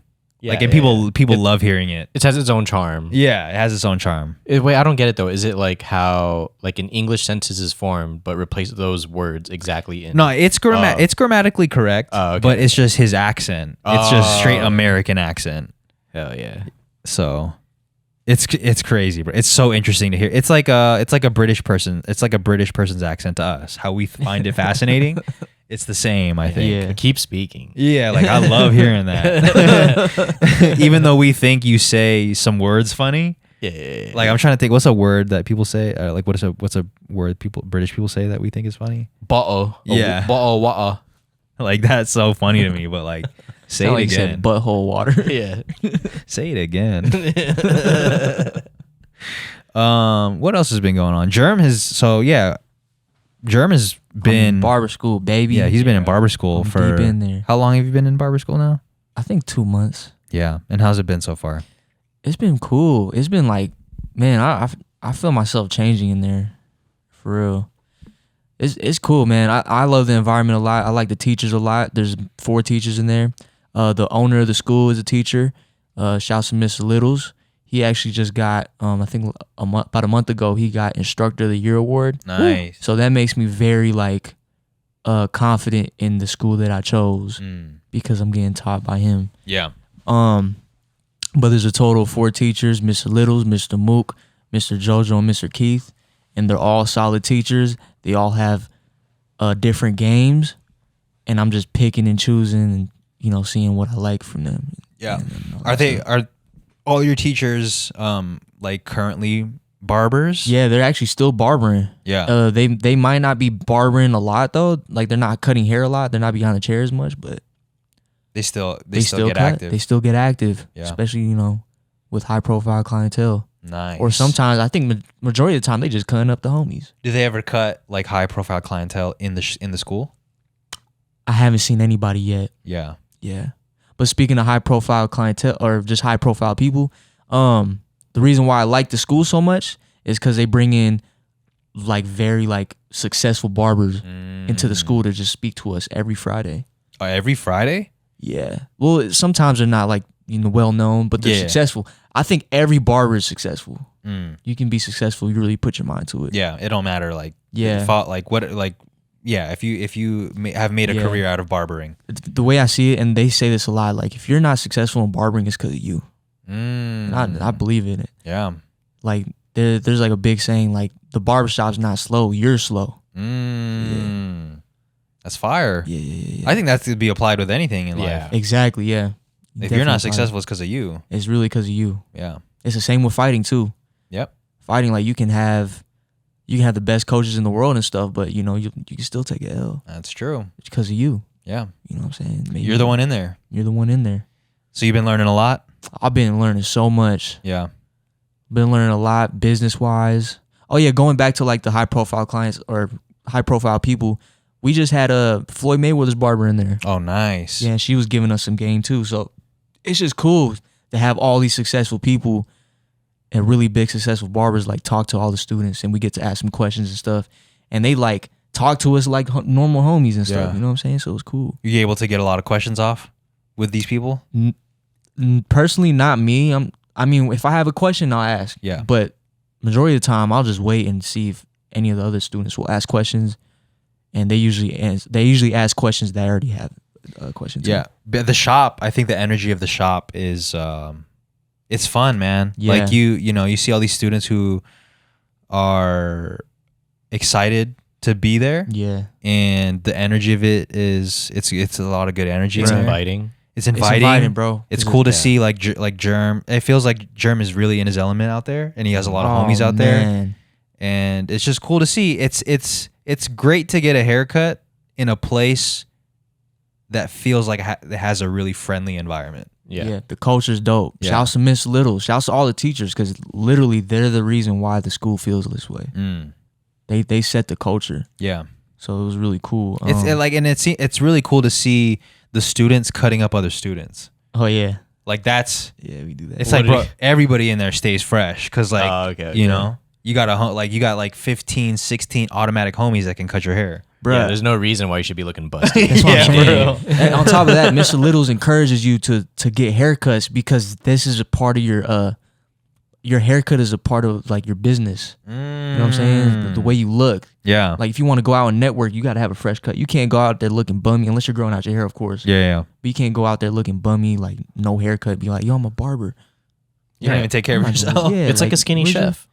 Yeah, exactly. Yeah. You gotta get you can be a skinny chef, but you gotta have some type of gut, you know. Let me see that gut a little something, bit. Man. You gotta have So something. show me you eat some of your food. Some of your food. No, I feel you. No, that's real. That's real. I just think it's, bro, like I've only gotten there twice now. Yeah. But to pull up and to see like students in the chair like getting cut up by their friends or whatever. Yeah. I don't know, man. There's something about it that's It's fun. it's really positive in there. Yeah, it is. So. They try to make it positive. You know, there's some youngins in there that, you know how it is. You're young. Yeah. You know, some youngins that they don't know how to like be positive all the time. But Yeah. shout out to Miss Littles. He's always like helping us with that. Yeah. It's crazy because Jerm is so young to us, but he's like looked at as an older figure in there. Like I know, right? some people call him Unk. Somebody called me Unk. That's Yeah. my nickname. I don't know Yo. why. The dude that called me Unk, the dude that came up with that name is only 2 years younger than me. You're not the oldest one in there though, are Hell you? nah. Okay. Do you think you have Unk energy? Probably because I've been coming for 10 years. So that's Okay. why they called me Unk. Because like it was funny when I first pulled up. They're like, "Yo, how long you been?" Because the very first day of school, you got to introduce yourself to the class. For sure. What's Icebreakers. what's your experience? You know, what do you like doing outside of school? How long you been cutting under the table? Yeah, they don't care, but they don't care. Yeah. But I told him I lied. I'm not gonna lie. I lied to him. I was like, "Yo, I've only been cutting for like 2-3 months, but I just been shaving heads. You know, nobody trusts me, bro. You know what I'm saying? So how did it come about that you've been cutting for 10 years? Man, it's probably so like before you get on the floor, you got to do a month. You got to do like 5 chapters out the book, which takes about a month, and then you got to do like some mannequin work, Okay. and then they got to see you how to do like mannequin work and make sure you're doing it right. I accidentally did bad on my mannequin. I was actually trying my hardest. It's hard cutting on a mannequin. So for anyone listening going to barber school, cutting on a mannequin is not easy. It's weird. I'm It's- sure. yeah, Because what are the Ants have mannequins real made? hair? It's just weird. Yeah, they use real hair. What Some is- use real hair, some use synthetic. The ones we got is real hair. What are the mannequins made out of? Rubber? Man, I don't know. They made out of Plastic? mannequins. I don't know. Because I don't know like what the hell if that it's thing is. rubber, like that thing is It's right. just it's weird. It's super awkward. But all the teachers like, you did a really good job selling on yourself that you didn't know how to cut, especially with the mannequin. I was like, nah, bro, the mannequin was really like hard. I Yeah. don't know how y'all make it look so easy. Right. There's no way I'm going to fake how good I am. Nah, but like the way it came about and how I got exposed, it was one of my clients, one of my boys, Hans. He came through for a cut. He's one of my first clients, and he came down, sat in my chair. And usually, like some people, if you're not doing anything, some people will come over and look at the people get their first cut or do their first haircut. Oh, right. Yeah. And so like I had 2-3 people come over to me, and then someone was like, my boy Hans was like, I'll get the usual. And they're like, usual? What you mean by that? You know what I'm saying? I was like, yo. And then they're like, how long you been coming for? And I was like trying to like fake it. Only like 2-3 months. They're like, you don't move like 2-3 months. You don't Yeah. move Yeah. like You got I was a like- little skin in the game already. yeah. I was like, I just watched a lot of videos. Yeah. But yeah, I had to tell them eventually. Yeah. I seen people going there. I seen Garen going over there. Yeah, shouts to Garen. Is that the homie? Yeah. Yeah, Nike Mutual homie. homie? Oh, nice. Yeah. Yeah. Nike homie. Garen's just everyone's there, and I encourage everyone to go there. The environment's dope, man, and like I enjoy cutting in that shop more than I do at home. Yeah. And I'm glad that I experienced this because I'll be real with y'all. Like the passion for barbering for me was on a steep decline, Yeah. and then for some reason just going to the school and being able to cut with other people in the building, Mm-hmm. that makes me feel better. It's a lot more fun. Yeah. You're not doing it like, it's not just you like Yeah. going through something that you enjoy. Exactly, and it's crazy because like a lot of barbers, all the barbers go through the same exact problems and issues and It's crazy. everything. Yeah. We all go through the same thing, good things, bad things. It's all the same. Mm-hmm. So like, it's cool being in an environment where we're all sharing those same issues or same successes, Yeah. everything. So it's just cool. It It's, feels good. It makes me feel like, oh, I got my passion back up because I'm around people who are Passionate. passionate. That's And good. it brings it back. It's up like for me. it's like if you just spent your whole time like training Muay Thai by yourself, just like YouTube vids all day, Yeah. and then you finally step foot into a Muay Thai gym where there's like professionals Oh and yeah. there's people like who are also passionate about Muay Thai. And you just share different things. Yeah, Share yeah. different game. You just learn so much faster. An Yeah. outlet to like express your enthusiasm for something that's like really nuanced. Because Yeah. like you Yeah. tell me like, I don't know, like how to line somebody up. I'll be like, okay, cool, but I really don't get it. Yeah, because we you don't know? speak Yeah. the same language. Right. Yeah, exactly. So That's what it is. Barbers, like being in that school, we're all speaking the same language, bro. Yeah. That's what it is. No, but yeah, that's what I was. That's Yeah. when I came to the second time. Shouts to Jerm for helping me come. Hell yeah. I pulled up and just see like it's crazy because I don't know if you guys do like morning meetings or something. Yeah, we do a meeting every morning. Every single morning we do a what do they call it? I forgot what it's called. It's like a breakdown of like, get the energy right in the building every morning. Yeah. Okay. At 8:45. Set the tone. Like a huddle. Set the tone. It's a huddle. Get everybody up. Good morning. I'm gonna post it on my Instagram one day, but it's like Mr. Littles gets in there, gets everyone to quiet down. He's like, "Are y'all ready? All right, let's get it. Good morning, everybody. Clap it up. Blah blah blah." Yeah. Starts dapping everybody up. Mr. Mook doing some weird dance. That's tight. Yeah, it just gets the energy right, and people banging on the tables. Yeah. Sometimes I'll make a beat. That's cool, man. Yeah, But yeah, so I pulled up and the door was locked, and then and then the door finally gets unlocked, and like I'm just swarmed with like all these students like coming out. Yeah. I'm like, whoa, this is crazy. Like everybody's like coming out at the same time, and then I pull up and there's mad students in the lobby, and there's like people over there, and there's like people learning over here. It's a cool environment. I think super dope. It's gonna go by fast, and I'm just speaking from like how I miss like certain times of my life where I was like around a lot of people and like I didn't really get to soak it all in. Oh yeah. So I would say like soak it all in and soaking that thing try your best. I don't know if it's possible, but if you could like document some of it. Oh yeah. It's definitely possible. It's just that's a me thing. Yeah. I feel you. As much as I want to document, it's just hard for me to pick up. It sounds like an easy task. Pick up the camera and document. Yeah. But for some reason, for me, it's just like it's hard. Thing. It's just I think if you got the GoPro and you just set it up. Yeah. Just put it down. Don't even think about it. Yeah. Something automatic. Yeah. Because I'm just so used to just living in the moment. Yeah. I love just living in the moment and not pulling out my phone. Yeah. Especially at a concert, it's hard for me to pull out my phone because I just I just want to be able to experience everything. Mm-hmm. But yeah, man, I like it. I like it in there a lot, and it makes me. It's what's that saying? Iron sharpens iron, or steel sharpens steel. One of those. I go in there with a competitive mindset. Yeah. Like I want to.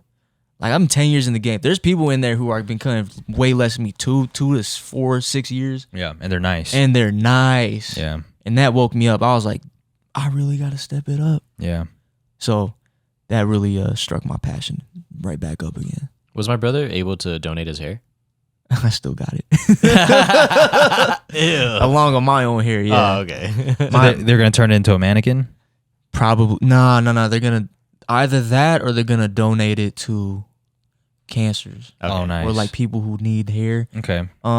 Which is kind of difficult because I remember speaking to Amanda. Shout out to Amanda. She's a hairstylist, cosmetologist. She's nice with it. But she told me, she giving me some game. If you're ever going to donate some hair, make sure you donate to a place that does not charge cancer patients for hair. Because there's a lot of people that do that. I didn't know. And that. when they charge an arm and a leg. Yeah. Come on, bruh. Yeah, they need the hair. Yeah. Why are you charging them? I know. They already them, got bro? like arm and a leg cancer. That's what I'm saying, bro. They ain't got their cells ain't right. You know what I'm saying? I know. That's messed up. Their sales ain't right, and you're trying to get your sales right. Yeah, that's crazy, what I'm bro. saying, bro. That's messed Some up. people just got the priorities wrong, you know? Yeah. Yeah. But yeah, I still got to do my research. I'm pretty sure it's way easy. Once again, this is another me thing. Like, I mean, really you have, you're going to school. It's on Yeah. your mind. Yeah, I got a lot of things. I got a lot of things going on. I'm busy, but I'm blessed. Yeah. So But yeah. get a cut, man. Go get cut. Yeah, I know you like going to Jess. No, Amanda's been cutting my hair. Oh, okay. for real? Yeah, Shave for like it. my long hair. Oh yeah, man is nice with the long hair. I've been learning some long hair techniques This though. guy's trying to Shave it, my bro. head. No, what the heck? I'm actually supposed to dye it soon. I'm actually gonna pull up to Amanda one day and see Dye how it she and cuts shave your it. hair. Cause she sections your hair off and Yeah. stuff. Huh? Yeah, it's like Man. choosing seats at a concert when she like starts working out. Do you have any plans to like go short anytime soon or not? Nah, like I actually every like month or so I look at it, I'm like, damn, I can't wait for this to be like 1 to 2 inches longer. And then it's 1 to 2 inches longer. I'm like, okay, 1 to 2 inches more, like I got it. And then it just keeps. Do you have a vision or are you like where you're at? I think I now see the vision that you had when you were trying to grow your hair. When you're like, as long as I get like a samurai bun, like I'm cool. And then now I'm like, at How this much of your hair weird can you state. put in a bun? You don't have to do it. But This is it. Oh, that's it. That's all. So you're trying to like really tie it up. Okay, like I know I just made the joke or whatever, but like looking at it, I'm looking at the camera. If I can get it like 1 to 2 inches more, like I'm good. Everybody just always wants a 1 2 inches two more. inches more, man. It's crazy, bro. Size matters. Yeah, Size matters, bro. length matters for you. Yeah. But is the goal to like be able to put everything in a bun? I would like to eventually. Yeah, Yeah. you know when he gives head, he wants to put it all. Yeah, up, so. just like today, like was really the first time I ever like rocked it the whole day, like tied up, because it's kind of been annoying, like getting in my face. Sure you guys know that. Yeah, for sure. Yeah. I just want to see you look like Eren Yaegar, bro. Dude, is that the do I have vibe? Eren Yaegar vibes right now. Yeah. Not really. Jaeger bomb. Fuck, I love that. I love the anime so much. I'm not gonna spoil it though. Don't spoil it, man. Why, you're still gonna watch it? For the people, man, for the future. Like, come on, bro. That show's gonna live forever. Yeah, just watch it, man. No, I will say this Okay, about Attack on Titan. You didn't like here it. we go. No, I love the show. Oh, but you finished it? No, I didn't Oh, okay, finish okay, it. okay. But there's just so many parts that like just drag on. It's a lot of layers. And I know they're trying to build to something, but sometimes with the dialogue, it's just so drawn out. You know what I mean? Y'all feel me or not? You never felt like, yo, Bro, this is dragging. Bro, watch Game of Thrones where it takes a whole episode. No, to that walk. too. Oh, okay. That too. I felt the same. Alright. Yeah. Game of Thrones is dragging. Yeah. No pun intended. Yeah. I know Nice. they got dragons. In But there. so you guys, when there's like long, drawn out dialogue that feels like it's 30 minutes of just these people talking in the chamber, you didn't mind. So, I think like before in like anime or shows in general, when there's a lot of dialogue, I used to like get bored because I'm like, where's the action, you know? But like I had to start to understand why they were having this dialogue, and I was like able to be like appreciate, oh, like this is why it was written this way. Sure, there's other episodes or shows that have like just literally filler for no reason, but I don't think that's the case with Attack on Titan. Yeah, and I'm not anti-dialogue. I know that for shows that have lots of like, if, you know, I don't want to speak for all shows, but you know, if good shows don't have filler scenes, like they're leading to something. Yeah, Like in Game of Thrones, even though I hated the long, drawn out, like, bro, they've been walking down this hallway for like 30 minutes Yeah. talking about. sometimes there's fight scenes where like they're about to throw that first punch, but it's like 30 minutes in. Yeah. And Just it's straight like, talk. and I'm not trying, I know that they're trying to lead to something, and I'm not saying like shows should have action packed back to back, because I think that would be boring. yeah. But I don't know, man. There's got to be a way to like spice it up Okay, a little the bit. pacing was a little. Yeah. Maybe in some parts if you could watch in like 1.25. Maybe I should have done that. And also that like sometimes they be really overacting. Like, I mean that is anime. For yeah. me. Yeah. And it was my first anime, so maybe I'm just not used to the style. Could be. Bro, but maybe sometimes- culture shock. Aaron would be like, But to me, it was just like, I feel you. It was dragging for a minute, but it was a good drag. It was a really good drag. Like I Okay. enjoyed it. But I don't know, man.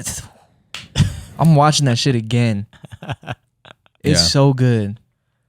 I will say, and I don't think this is a spoiler, but like I'll say in the first season, I think it was, when the mom was like, Right. she was in half, she was eaten in half. Okay. You were interested. I was like, this is insane. This made is me great. very. Yeah, This is not a children's show. that made me definitely not. Hell no. That made me so emotional. Yeah, I me too. I had to keep watching. Yeah. yeah. I was That's like, bro, why I need this is more. how they're coming. Yeah. That's insane. That's how they come in. That's insane. How you say pause in Filipino and Kapampangan? Tagalog. Bota. Bota. Listen, man. Attack on Titan. Yeah. Maybe I had to watch the Japanese. Yeah, I think so because like Wait, the you watched acting. it in English? Yeah, this guy's a dub guy. Everyone get on him for watching dub. Goodness, that's why The acting is definitely like overdone in English. Yeah. It's not overdone in Japanese. Yeah. Just, No, Japanese no. people are just, And it's mixed well. they're just, Yeah, it's that's mixed. just- It's mixed. It's fire. mixed way better. Yeah, 'cause Oh, really? English, Yeah. English mixing sucks. yeah. okay, maybe that's the problem then. Yeah. Maybe that's the problem. You need a final edit, bro. Yeah.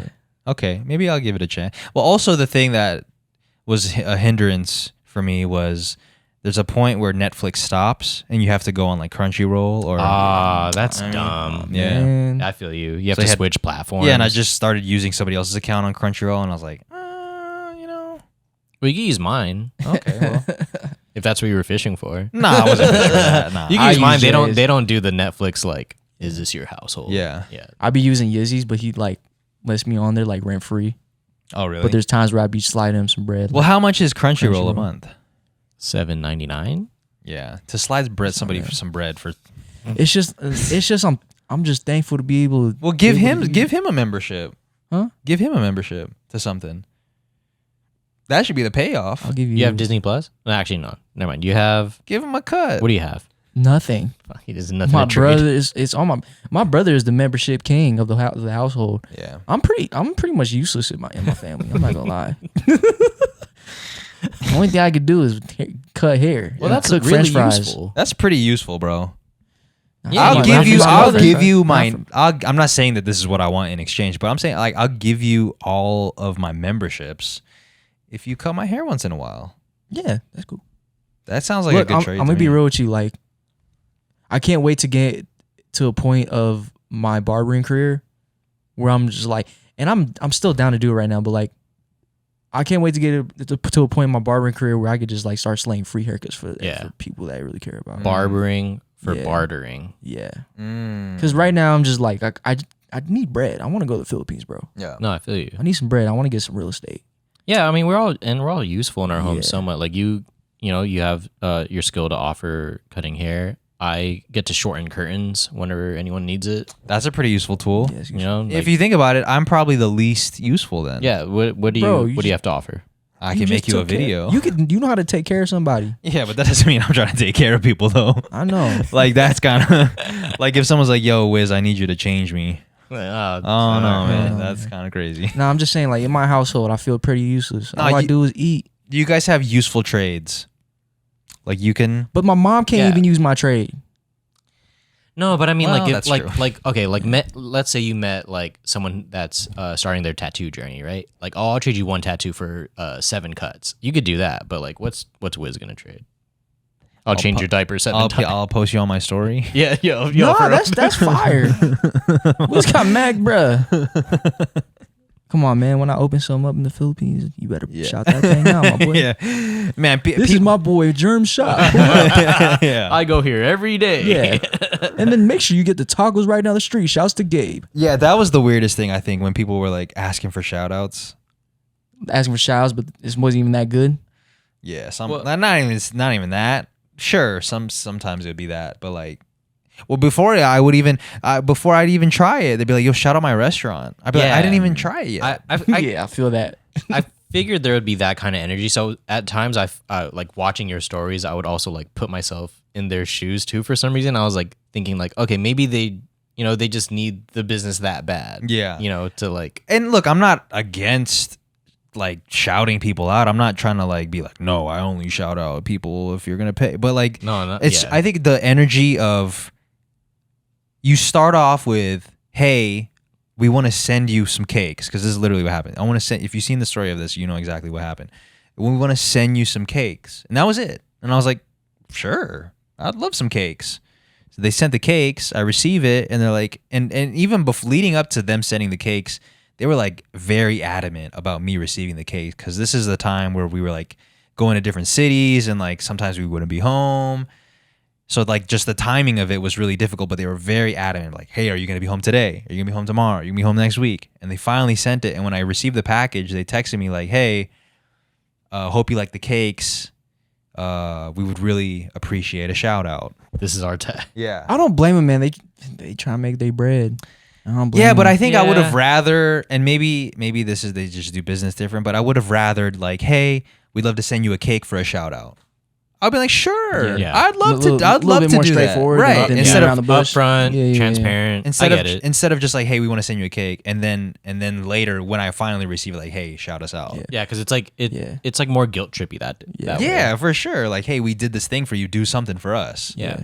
What makes it even better if it's like, yo, if you really mess with our cake, you can shout us Even out. that, If not, it's all good. Yeah, I'm even glad, that I'm is glad you cool. were able to try it. Yeah, Yeah, you know? I'm glad you're able to try it. It's not. I don't think that's like a like cultural difference even, because I think out here it's the same thing. That's you true. know? Yeah.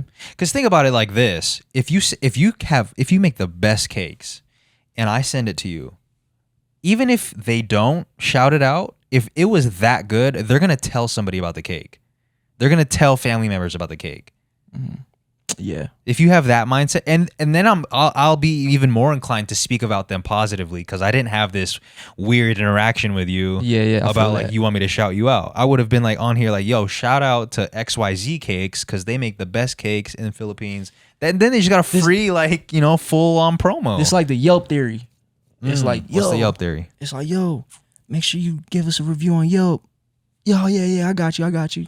Never do it. Never do it. Yeah. But if the food was really good, Yeah. and you're just like, dude, I gotta write a review, Yeah, and they I don't would've even felt- ask for it, you're gonna do it. That review is gonna be fire. If you just Bro. went on your own to write it, Yep. Yeah. that's gonna be a fire review. Exactly. No punctuation. Yeah. It's gonna be straight sentences like Just- run on because you're so excited. Yeah. Y'all read my reviews? You make reviews? You be reviewing? He's Yeah, an sometimes. elite Yelper. Yo, for real. I gotta try at least one. Yeah, I want to see if I could do that. Elite Yelp. How do you get that? I think you just gotta You Yelp a have to lot. review a lot. What have you reviewed? Not that I'm gonna look it A up. massage parlor. Oh, bro. Speaking of massage parlor, so You got the blind massage too? no. What's a blind massage? A massage from a blind dude. Nah, I Oh, never that seen that, sounds but he might be more fire because he's used to reading Braille. Yeah, he read just how messed up I was. You're wringing the pimples off your back. So I was, we were at the crib. There's a bunch of people that pulled up. We were taking pictures or whatever, and then this van pulls up of these girls, and they're like, "Hey, like we want to take some pictures." After we took pictures, they were like, "Yo, we own this beauty shop down the street, and some of our coworkers can't leave because they're holding it down. Can we take you there?" And I was like, I mean, I guess. Like, because they wanted to say hi also. yeah, Okay, they wanted to okay. say hi also and like take pictures, but they couldn't leave because they're holding the fort down. So I was like, I mean, sure, I guess. So like, I went back in the house to grab my phone. I told everybody I was leaving, and then my dad was like, "Wait, where you going?" And I was like, "I'm about to go with these people to like their shop." And he was like, everybody was like, "No, Bro, what got are you doing? the easiest Like, kidnapping. Oh, what are you doing, bro?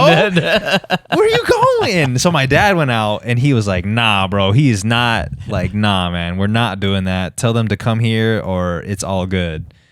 And so they left, and then they ended up coming back a little bit later. But I just thought it was funny because I was so innocent. I thought it was just really innocent, like, you know. You are really innocent though. No, it probably was. It sounded like it. Maybe you it was, would've yeah. went, but who knows? You know. Yeah, Like- but then and then my grandma was like, "Nah, man, like they could have took you for ransom, like Yeah. you know, like Like yo, we're you're- holding him for X amount, Yeah. give him back, or we're not, you know, give us the cash, or we're not giving him back." Yeah, you're ransom like 3 doors down. Like they can't just pull up to grab me. Yo, real talk. If Wiz did get kidnapped, I'm going out there. I'm busting the mission. Really? Hell yeah. Oh yeah, I'm there too. I'm like, what's that movie with Liam Neeson? Yeah, but it's Liam crazy Nelson? to Liam Nelson. Nelson. It's crazy to think like you're busting a mission out there, but you get like, bro, you're going on like a 22-hour trek. You get 3 meals before you even get. Like you're getting served. Yeah, Like, you got a layover. You're getting sushi at the I gotta keep layover. that energy the whole way through. Because like I don't think it's gonna be hard, bro. You like you're eating bibimbap on the plane, and like Leave Yelp reviews on the plane. yeah. Meanwhile, I'm over That's here funny. like getting tortured. Yeah. I'm gonna pull up, man. You're gonna pull up Pull like up on like an economy. I'm pulling up in that Wright Brothers plane. Don't worry, Wiz. I'm gonna get you. You just hear a loud ass plane. Hey, Chris. Yeah, you never know, dude. Yeah, you get. I guess you never Yeah. know. And I was too shy to be like, nah, man, I don't want to do that. Nah, I But feel did you you. want to do it? I was down because they said it was right there. Yeah. And then to be fair to them, it really was right there. I could have probably just walked there. The one upstairs? No. It was just down. It was just down the street. Oh, okay. Yeah, down the street from our house. Did you go to the 7-Eleven? Yeah, it's like down the street What'd from you my get? house. I didn't get anything. Oh, I just bro. went. Oh, But okay. it was right. It's right next to the 7-Eleven. Yeah, I think I know. Yeah. So they were just, you know, I think it was a legit request, but I guess I shouldn't really move with that. Yeah. I shouldn't move like that. It's all good. We all learning. I'm mad innocent, bro. You I'm too nice. And you're in a different country, and you think, land of smiles, everyone's cool. Yeah. Did you eat street food? No. Did I? I think I had some. You didn't go to the glizzy, chicken on a No, we did. I did have a glizzy. Okay. Actually, I had a few glizzies. Yeah. I had more than a few glizzies. I think I had like 6. Yeah. In like one sitting. Like red glizzies?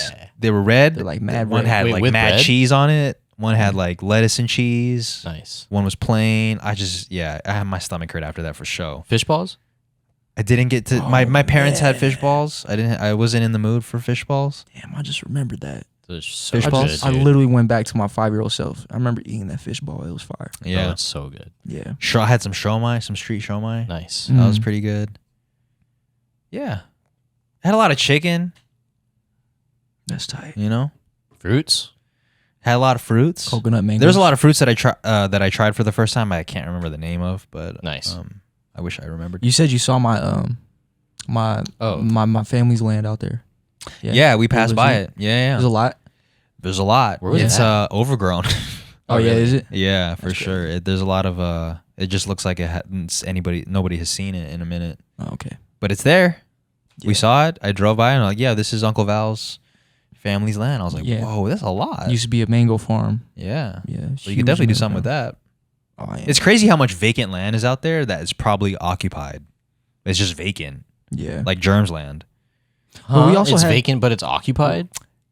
Sorry, it's not. It's vacant, but it's owned by somebody. Yeah, it's owned by some. I knew exactly what you were trying to Know say. what I mean? Yeah. Yeah, Okay. my fault. No, I don't. All right. There- You know what I There's mean? Yeah. It's occupied by somebody's title. Yeah. I don't want to say too much, but that used to have a lot of stuff on it, but we had Some things went down. Yeah, some things went down. Yeah, but it's still there. Still there, yeah. Nothing's on it. Just grass. Yeah. My dad was like, when I give this to you, you better know what to do with it. Okay, Yeah. like if you exit your house and you make a left, and you just go down the street, what town are you heading into? Capas? I never knew. Okay, anyways, if you go down that way, we had another property there that used to be like where our parents. We did? Yeah. Oh wow. But then it turned into like it turned into a water park. Oh, I didn't know that. What was the water park King called? Water Yeah, Park. dude. What's the water park called? I forgot. Oh, okay. But it turned into like it wasn't like a water park. I'm calling it a water park, but it turned into like a resort, like a spa-ish type of thing. I never knew what city we were entering because it was always so random. It's not like a huge sign like you're now entering Las Vegas. We would always be driving, and I'm sure there was a sign. I'm just not. There's just so many things to see. Yeah. But we'd be driving, and my uncle would be like, "Here's this, here's that. No, I We're feel passing into this city." and then you now." randomly see the I Heart. Yeah. And then, okay. Oh, this Oh. is where we are. Okay, I got it. Yeah. We're in New York. There's like a Mexico out there, and I was like, "Whoa, nice. what? Okay. There's a what? A Mexico? Whoa. Yeah, a city called Mexico. They got tacos over there? I mean, I hope so. I You hope would so, think. man. You would think. Oh, okay. Do you had a hot take? Do you think the Jollibee here might Listen, be I'm gonna say this, might bro. be better? It makes sense. I don't think it's a hot take. For the clip. What? For the clip, all right. Clip. I think Jollibee in America is superior to the ones in the Philippines. Now, let me explain. Dude, out of context, this is I crazy. think Jollibee is so watered down out there because there's so many, bro. Every 4 meters, there's a Jollibee. Yeah. You know what I mean? So like, it's just here. There's like 1, Okay. maybe 2. So they perfected. They really like take care of the Jollibee because like, yo, we got to preserve this because this is the only one for miles. Everybody's coming here because we're the staple Jollibee in Las Vegas. We got to make sure it's right. What made it wrong? It just wasn't as No seasoning? You try the tuna pie? I didn't try the tuna Yeah, pie. don't I wasn't. try it. I was good on that. It's bad. Like it felt like it was. It didn't feel like it was made with love. And I know I was talking about service workers earlier of how like they take pride, but I think they were just trying to dish them out. Like, did it need more salt?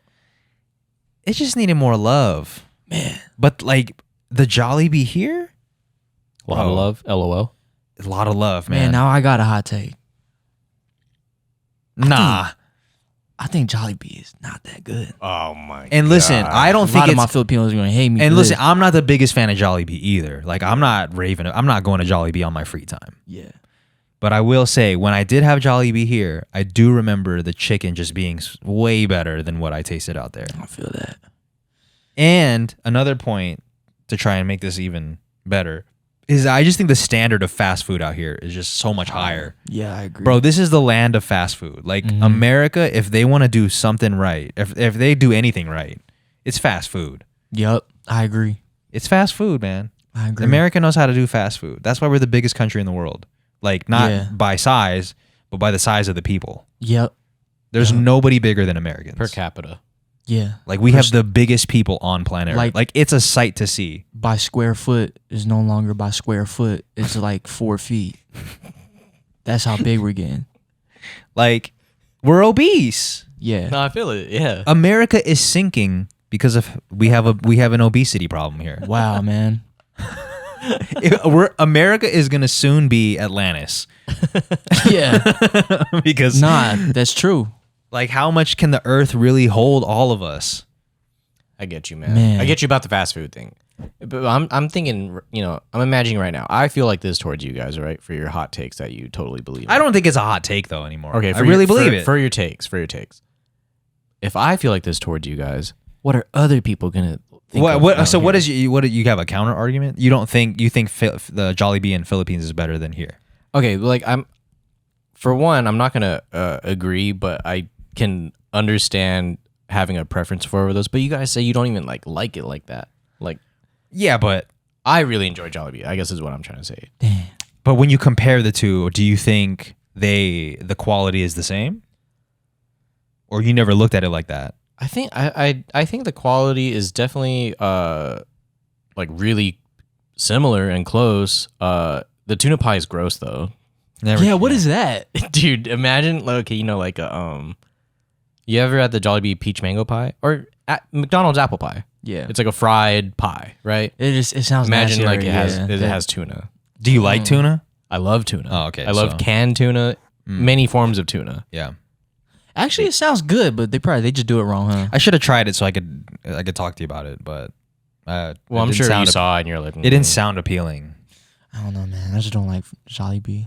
What- Like, if I'm gonna get fried chicken and rice and all that, I'm gonna just go to Popeyes, get some fried chicken from Popeyes, go home, ask my mom if she can make some pancit maybe, or if she can't, I'm gonna just eat some rice. And it's fire. Okay, I think maybe I have a different perspective because like I don't since being a grown adult and not having the pleasure of being able to eat my mom's cooking as often. Like if I need like a quick like palabok, You're going to Jollibee? It's right there. How often are you doing that though? It's like once a quarter. Yeah. But but to answer the question, you don't know if there is a quality difference between the Jollibee here and the Philippines. I don't really think so, dude. I don't think so.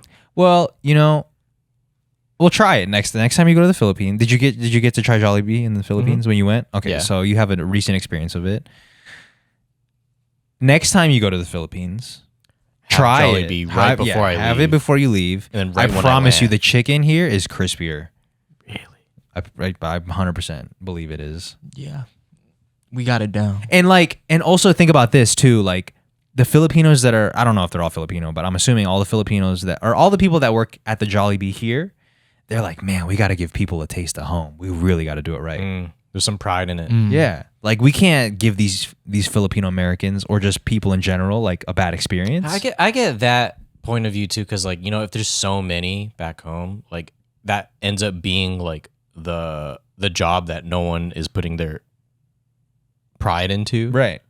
They're like that. ends up but being the one job. here on Eastern, like that's the Jollibee for people that live in southern Las Vegas.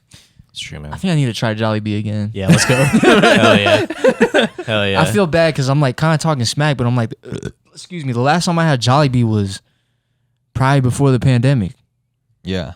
but That's a long time ago. But to kind of like back you up though, that's probably for a reason, right? Like you haven't gone because you just haven't. Because I just died. Yeah, I'm you not. haven't thought about it. Yeah. Well, there's also so craved many it. other It- chicken it- spots here. like, yeah, and Jollibee- Popeyes. Every time I ate Jollibee, it never like wowed me. Yeah. I I you. definitely don't. I don't like that Yum Burger. I don't like that sauce. I don't like the Yum Burger either. I gotta try that. Yeah, that's a burger from there, right? From Yeah, Jollibee? but they got like sauce. It has like sauce on it. Also, I don't understand the appeal of putting cheese with like other flavors. Because like they love the ube cheese or the chocolate cheese for ice cream. That sounds crazy. Yeah, Or like- that seems very. Like, why do we do Very this? Like, I Filipino. just Yeah. want a regular ube. That's the pie. Spanish influence taking over, brother. Yep. Yeah, brother. Is it? Yes, brother. There's Yeah, no- but Spanish people don't put cheese in their desserts, do they? I don't know. Well, I guess ensaimadas have cheese. Well, maybe that's the. I don't know. Man. Yeah, that's our bread with cheese our, on it. Our bread or heaven. Man, I'm just good on the cheese like desserts. Like I love cheese, but I'd rather eat the ube without the cheese. If they had a ube pie, just that, I would have been man. Ensaimadas is Mexican? I don't know. I thought it was Filipino. Are you talking about? The one with it's like the bread with the cheese on top and it got Yeah. the powder, white powder. I don't Is know. that Filipino? I thought that was I know it's common to Filipino. sell it at a Filipino bakery, but I don't know if it's like the roots of it are Filipino. Man, I don't know. I would assume so. It's so fire. It's one of my favorite Desserts. Filipino desserts, yeah. Yeah, it's a good one, man. That and breadsticks. I love breadsticks so much, man. I'm stacked. I was mad when my parents made room for it. Like, my bad to your cousin and to you, because you're like your cousin Yeah. did a lot of work to get those to me. Yeah. But like, I was like, bro, I got so much stuff right now. Like, these breadsticks are pissing me off. And they made it happen. They made it happen, and then just seeing them, and my mom was like, "Well, just bring 4." I'm like, "No, I don't like. Sorry, I don't Jer- wanna bring I'll buy you some breadsticks here." I told you though, you can just give it to Queer Carlo because Queer Carlo already asked me what I want. I told him the same thing, breadsticks. Yeah, which makes it even worse because we probably could have brought something else home. Yeah. Dude, I don't know how you came across those, because like even when I was with my mom and we're like buying snacks to bring back, I was like, "Oh, Jerm wants these." She's like, "What is that?" I've Bro, this- never heard of these. Breadsticks? What are we all? We're Olive Garden, bro. Like, STIX. yeah, like they This is my got the favorite cheese snack, ones. man. I'm not to diss your favorite snack, but it was just like, bro, breadsticks. Like It's I so- wouldn't it's if so you would have good. just asked me for like some roller coaster chips. Like I wouldn't have even been mad at that. Yeah, but roller coaster chips you can get from out We can here. So find I ain't Yeah, but you can get Anywhere. breadsticks out here too, No, you bro. can't. You cannot. Nah, I haven't. There's no found it. breadsticks here. They don't. No. They don't. They I'm don't gonna sell go- breadsticks It's a rare. It's a, nah, I'm gonna find the breadsticks. go ahead, bro. You're not gonna find I'm it. gonna find you some bro sticks out here, bro. You probably gonna find that. Them breadsticks. The reason why I love breadsticks so much is because I remember when I was 5 years old in the Philippines, and I pull up to the street vendors that were selling like all kinds of snacks and stuff. The starry starries. Yeah. Starry stores. I forgot what it was. No, the dude was the cart. The dudes with the cart, and they would sell like ice cream and stuff too. Okay. Yeah. I don't even know why y'all was. so No, funny, but- keep going. But yeah, like don't listen to this guy. Man, but every time I saw that blue and red bag, I was like, that looks fire. You thought it was the police. Yup. Please give me some of that. Yo, and I had some of that, bro. Man, it's so good. Like, have you guys tried it yet? Nah. Yeah, I tried it, and I was like, "Oh, I see where I'm you're on. coming from." I'm on a breadstick strike right now. I'm still Man, mad that we took them I'm home, gonna bro. give you some, bro. They're like a really nice, simple snack. Yeah. Like it's like Yeah, it's breadsticks. But it's not. It's like a not. cracker. It's Okay. literally not bread. my favorite thing I learned coming back was they sell like sky flakes that have like condensed milk like packed in between. I love. Oh, yeah, and yeah, I I've tried love it when those. they do The the strawberry ones are ones, fire. Yeah. Oh, I never had They that. have cheese ones too. Oh my goodness, I don't even talk about that. No, the strawberry ones are. The strawberry ones are the best. Cheese ones sound like like ready-made Lunchables. Damn, I should have just asked for that.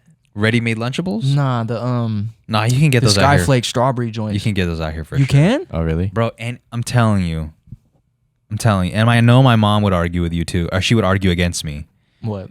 that That they're not here. they're not here. They're not here. But they're 100. Like everything you guys are listing, they're 100%. Okay, I'm here. sure they're orderable, but this is something I didn't understand before when me and my family used to visit Philippines, but we would bring like normal like chocolates, like Hershey's, Crunch Bars, whatever.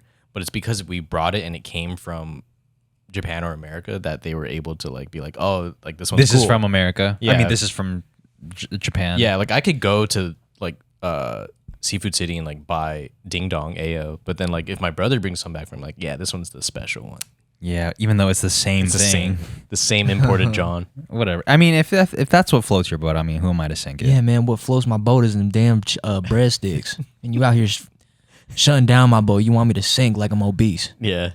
You're yucking on his Yum Burger, bro. Man, come on, bro. Listen, man.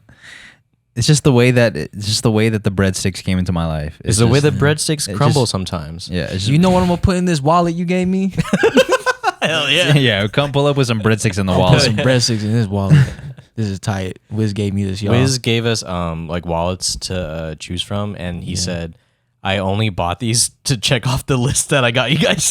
Yeah, I forgot you have like the most expensive wallet like ever. Like, look at this. There's no way this dude's gonna replace the wallet that I got him with this wallet. I'm still gonna use it for my belongings, bro. Yeah, well, let me know. Well, this is the thing. This is the funny thing about gifts from another country, and maybe I'm projecting, but most often than not, I'll probably use it for a little bit, and then I'll stop. Yeah. Yeah, There's never been a gift that like a long-standing gift that I continue to use. yeah, but if you were like, if Jerm went to that country and then saw the wallet and started using it, it would last a lot longer because he went through that experience of getting it Yeah. there. Yeah, I feel that. And you're just trying to share that experience of getting it there too. We just happen like we just have less connection with it. Yeah, because In particular. because it's just an item that I brought back instead of you being out there to get it. Yeah, unless you brought something really useful. Yeah, I can't think of a gift. Man, that the barrel dude with his dick hanging out. I like that one. Do we? Oh, we do have it. Yeah. What's his name? Barong? Barong? This dude is so fire. Did you buy a barong out there? Nah, Oh, I didn't. man. But That's fire, bro. Let me see. I don't know, man. Is it fire? You don't even have it in your house. Bruh, yeah, because The last time sell you them s- out here. They don't sell these out here. Nah, man, you can find one for sure. You can find one for sure out there, bro. see that? You can see the vibration, bro. That's fire, man. It's all good, Wiz. You brought me back breadsticks, and that's all I care about, Yeah. honestly. Okay, but think of what's a gift. Well, let us know in the comments. What's a gift? What's a great Like souvenir. type of gift that you can get somebody from another country that is guaranteed to be used? Shot glasses. That's a good one. It's a good one. That's a good But- one. Am I gonna use that shot glass over the one I went to? I got one in another country. You know. I mean, The thing is, the shot glass got to look tight. It can't just be a normal glass. It got to be ceramic or something, or bronze. yeah, like or it has to have steel. a special quality about it. Yeah, it can't look average. Yeah. It can't just be Yeah, it a just glass. can't be in the print. Yeah, like it'd be tight if it looked like this. Yeah, you're drinking out of that. Yeah, you're just like, Oh wow, the only way through it is through the dong. Yeah. I was gonna do it. I Good might design. get demonetized. I'm gonna get demonetized in the last 10 minutes of the pod. Yeah, can't spell demonetize without demon, bro. Yeah. Shout out to Future. yeah. They're not like us, man. Dude. Did y'all watch it? The concert? Yep. I watched bits and pieces of it. Yeah. Man, I haven't watched the whole thing. it's good.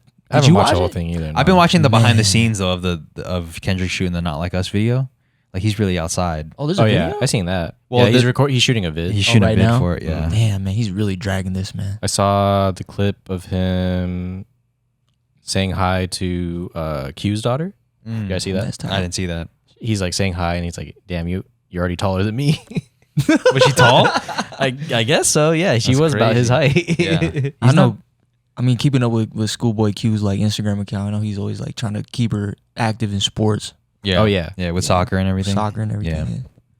That's so cool. Shouts to Q, man. Yeah. Shouts to the whole TDE. He shaved his entire face. Oh, really? Oh yeah. He's Yeah. straight bald face? Yeah. yeah. I was trying to figure out. He's straight blank face with it. Yeah. But he is straight blank face right now, Get out bro. of here, bro. Damn. Kuma got a boner? All right, guys. Anything else you guys want to say? Glad you guys are back. Man. Yeah, man. I'm glad Wiz is back. Thanks to you guys. Wiz is so tight, man. We're about to be famous. Hopefully we get to see Jerm. Oh, we won't see Jerm next week, but hopefully we see him I'm gonna be busy. After that. in other episodes. Yeah, after that. And we hope to see Merz back soon. And thank you guys for listening. Make sure to head to patreon.com/Family Mart Pod to get access to the bonus episodes and the Discord. And we'll see you next week. Shout out to our ancestors. Oh, yeah. Our Kuya Kev and Kuya Barlow. Yeah. Shouts to Kuya Carlo. And who I actually saw out there in the Philippines, which is like, that was a wild Sight experience. to behold. Kuya Carlo? Oh yeah, huh? Yeah, You that was. was trying to get hooked up. We could talk about that. Oh, yo. Oh, my. I forgot about Wait, talk about it this. right now or talk about No, after hours? we'll talk about it in after hours. Okay. So if you want to hear about that, head to after hours. See you Okay. guys later. Peace. After hours.